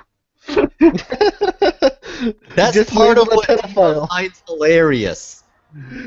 Just labeled a pedophile and just Oh. shamed out of the whole carnival, whatever it is.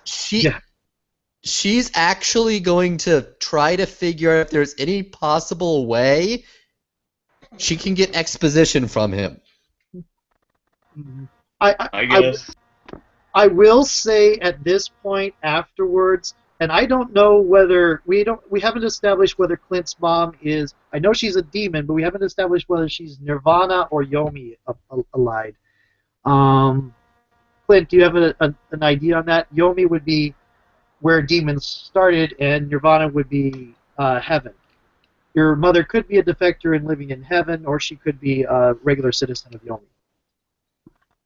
Well, I would assume she'd be a regular citizen because she simply works, as bakery person. Baker. She doesn't have a strong enough opinion of either one. Too. Yeah, makes sense. Yep. Okay.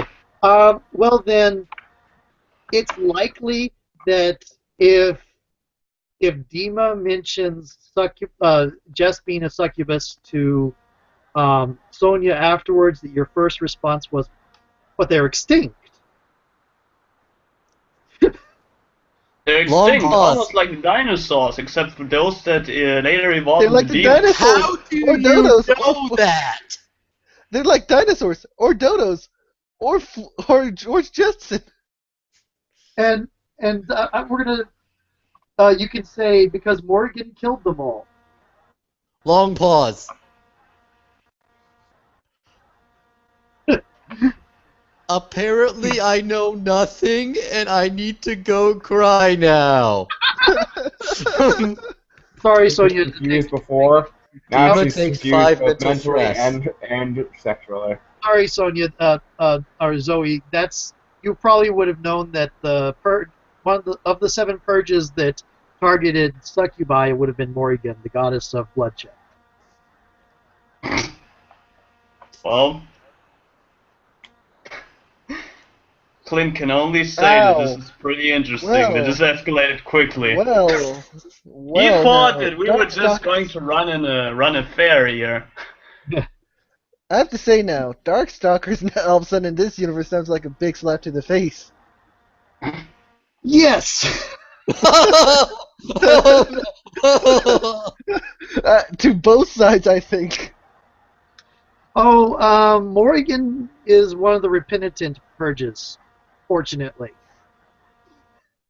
She would consider it as part of her punishment. She actually works as a cop now. Huh. Then, But it would Does she get likeness rights? It wouldn't be a punishment if she got paid for it. I will have to make some sort of commentary in that regards when the gods and demons go That public. would be a fun short story of just all the mythological creatures getting together and talking about their portrayals in traditional stuff and in modern media. Yeah. Yeah. I have no idea how Medusa would feel about any of this. She ranges from drop dead gorgeous to ugly as sin. Well, that depends. Oh, sorry, go on. So Mitch. yeah, basically they're in a bar. Yeah.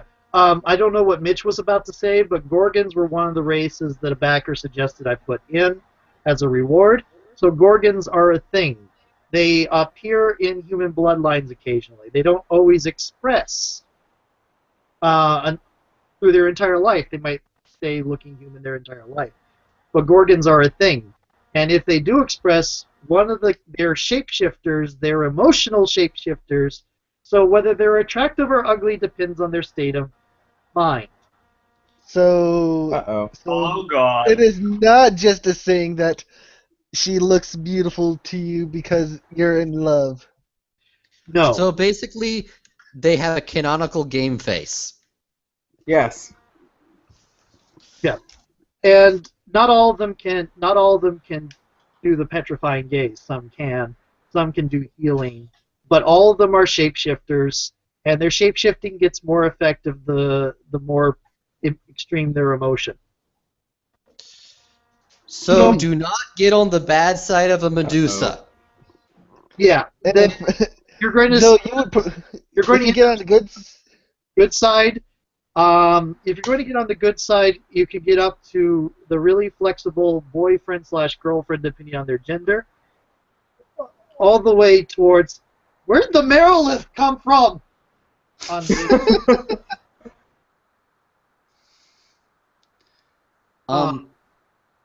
So was Medusa just a popular Gorgon, or is she a giant mythological figure, or what? I'd say she was a terribly lonely, terribly angry, pissy Gorgon. I'm not entirely. I think she'd be at the very early ages of the Gorgons. What happened with Gorgons was Alexander came through, thought he wiped them out, took in a bunch of the human women slaves that were there, what he thought were human women, but the way the Gorgon thing expresses it kind of pops up, skips generations and all that. And he took those slaves with him to India, and from there that bloodline went to China, and from there to Russia and Japan, and pretty much the Gorgon bloodline is all throughout the world. Just doesn't always pop Could have up. been worse. They could have been captured by Genghis Khan. Oh, they ended Oh up... no. That's after It'd be a Alexander. 1 in 10% chance. But there's also a heavy theory that a lot of the Nagas, because Nagas bred themselves out of existence because they thought humans were cute, and human genetics is more aggressive. Ooh. Oh, damn. So it is thought that a lot of the shape-shifting and the original Gorgons came from therianthropes that had learned a snake form rather than a wolf form. So Gorgons are this weird thing that descend from sentient snakes, sentient wolves, and sentient apes. Well done. Which is fine. Well, Lemurians, the deep ones, are a mix of god, demon, and human, which means they're ape, whale, and dinosaur. But yeah. well, I think we are soon to close Darwin's them head down, right? probably would have exploded if he'd seen Divine Blood. Alright, so are we more or less just chilling out since we're more or less done, or are we continuing I on? think Yeah. Go on. theoretically we'd have a wrap up, except honestly the she faints thing was a perfect ending line. It It is. is. It is, yes. That's why I And wanted it's to like, it's sort of funny. She faints. It's like, let's see, where is everybody right now? Jess is passed out. Yep, Jess is passed. Alexi is playing giant robot mecha hero or whatever with Kyoko- his toy. Kyoko is hearing that that the girl she might possibly have a crush on, though she hasn't admitted so yet, isn't human. The real And- game.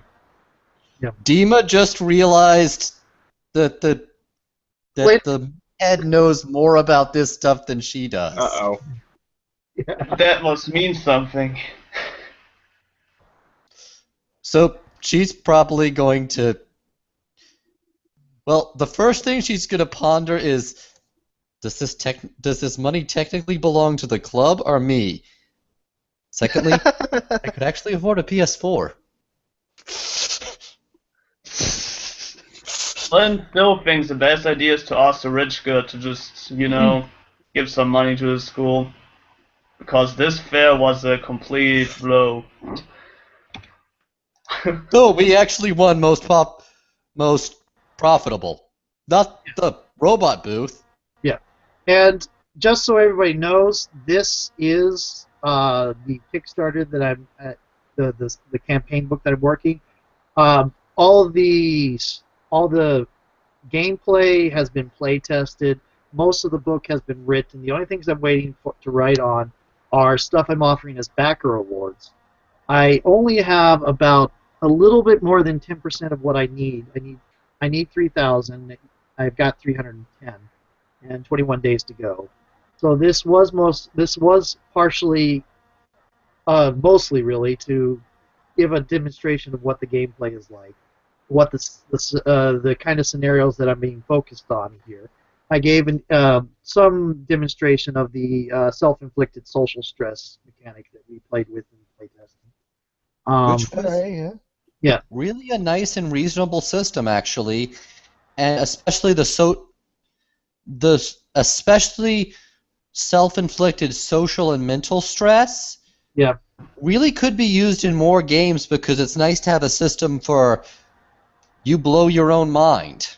Yeah. That's true. A lot of the And time, hey, a lot of the times, what? Oops, shoot, I did not want to show that.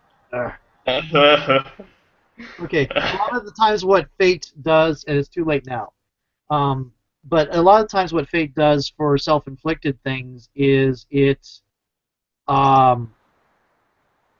shows that it does that failure at cost thing.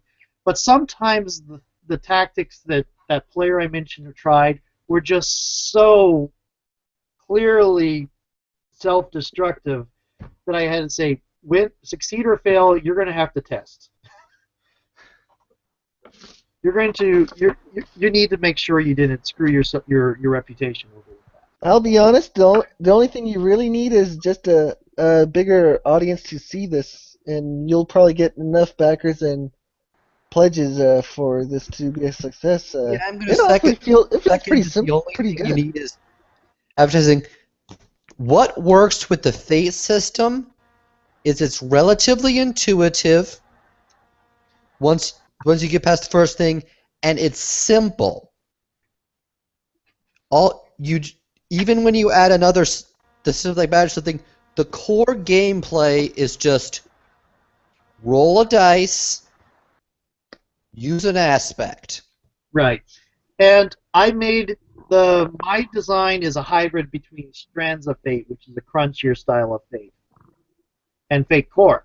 Mostly this is because I like a crunchier character generation, and I'm not entirely fond of the skill system that's used in Fate Core, where you have to have so many +1s to get any +2s and so on. It's really counterintuitive to me. It doesn't work for me running it. I understand. I vaguely remember it from Dresden Files. Yeah. I've played it. I've enjoyed it, but running it and designing mechanics off of it was a little bit odd. So I use Strands of Fate, which is a little bit different. However, Strands of Fate, while it fits my character creation preferences, has this plethora of subsystems, which they say are optional, but they design everything to use. So you just took out all the subsystems. I took out all the subsystems. I used challenge, contest, conflict. Simple. That's what Fate Uh, Core does. And it works. Yeah, I feel it Pretty works. much. I wouldn't mind The best part of doing Fate more. is it has something that, honestly, in my opinion, MSFI is sort of missing. You can pick up and play this game while you're having beer with friends. Yeah, that's Yeah, true. MSF High Yeah. is rather intensive. It's definitely a lot more complex. I mean, hey, we could fun. play it with like 5 minutes of talking about how to roll, and this was mostly because we had to Yeah. to use the software for it.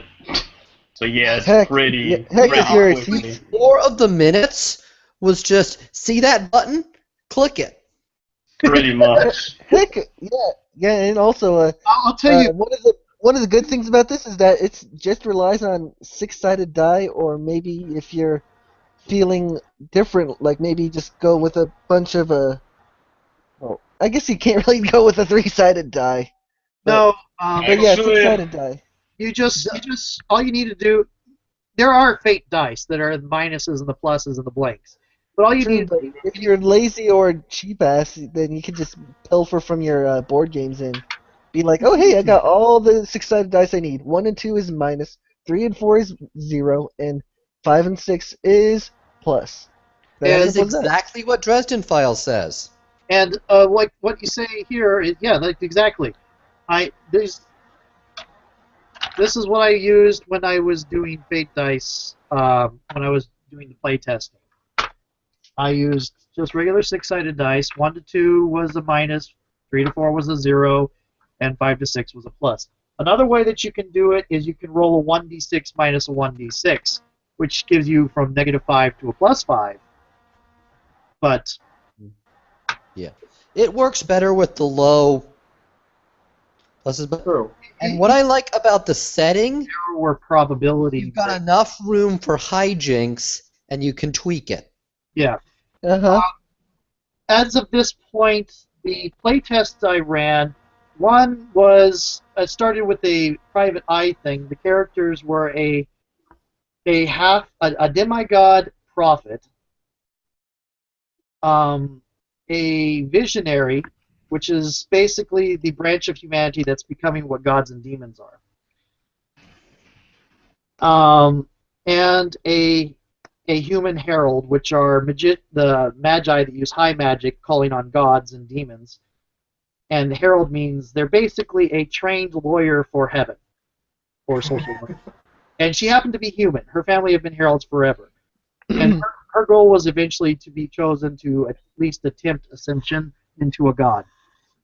And so we had a herald and a demigod whose mother was Morrigan, actually, and a human visionary. So we had we had 2 of the rarest combinations, a prophet and a visionary. Well, Oops. a prophet's much more rare than a visionary.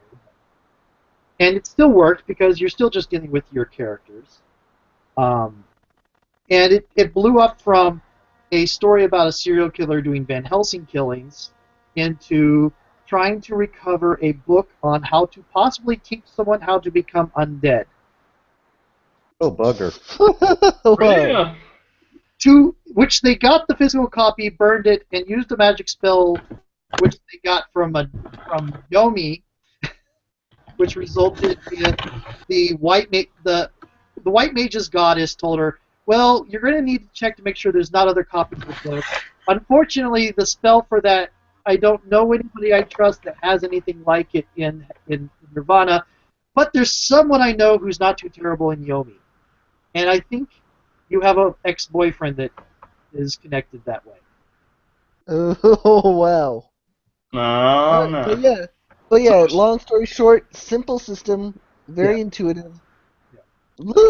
Nice little bulk in the characters themselves, but not necessarily too complex from what I can tell. Right. And what I'm hoping to do is fund the art to make it a lot of the original art. Right now, what I'm going to be doing is doing a lot of out-of-pocket. I got some portraits coming for the pre-gens for the scenario. I would like to have around 20 plus other pieces of art for events or things to sprinkle through the book that I haven't used before. Yeah, again, I say that all you really need is just enough advertisement to pull in backers and pledges. Yeah, Pretty much. yeah, because if it doesn't fund, it's going to look. I'll pay out for the layout. It's going to be a little bit hard on my cash flow for a while. It won't have near as much art as I want. It probably won't look as it won't have as many art that is good. It'll still have all the information, but I think It it'll won't look as polished. yeah. Because yeah, go on.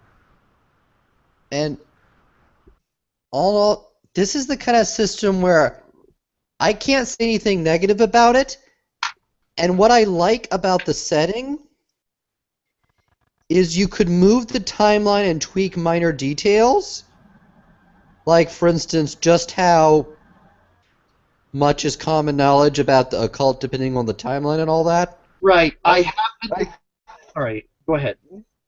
Just I think you could actually do nearly anything with this kind of a system. well, that's what Fate's designed for, and he uses Fate at its best. Yeah. Uh-huh. And I really think, and honestly, if you stripped out the Divine Blood elements, you could actually make a decent thing just adding Fate Compromise. Yeah. It's the one thing I've said in the main book is I don't particularly care what system you use. If you have another system you prefer, like Hero System or Besem or something else, fine. Just adapt the setting to that. I created I adapted Fate so I would have at least one system that's pre-made so it's easy to pick up and go. Yeah. And as for the setting itself, it works as a good slice of life setting. You've got a good potential for hijinks, Yeah. a lot of room for the GM, and a good set of characters who are unique, if not unique, at least humorously archetypal, with some nice hooks. And Yeah. You've got three good plot lines going on, which allows the people to focus on the areas they like. Yeah. And all in all, I think the starter adventure could probably be tweaked to just hand out to people and have them run. yeah, that's pretty much what I made it for. It was run twice in the QCon in Northern Ireland, as I said. They had 5 players for that. Actually, they had, I think, 2 tables of 5 or 6 players each, running it simultaneously. Wow. And I've run it now 3 times. Well, all I can say is I hope you find everything, and I'm curious, and everything else I'd want to say is more private chat kind of stuff. Okay, so I'm going to click the off the. I'm going to click the off here One button. last thing. What? The Lordly verdict is 5 out of 5. Thank you. Cool. What? I have my Goodbye. own review show. I need a catchphrase. Okay. Okay, so I'll admit it's a little on the pretentious side. You might want to tone it down a bit. Nani? Hey, we're not on a critic show here. Oh, No. 9. The stop broadcast button has vanished, just like the start broadcast button vanished way back when. So I think the only way I have to end this call, to end the broadcast, is to Why don't you try exiting off of all the other things and see if you can just double click or something. It's I'll just leave the call. yeah, And leaving the all call. I have to say is That'll Craig knows why my thing is pretentious. Right. Well, see ya. See ya. bye-bye. Hashtag approved.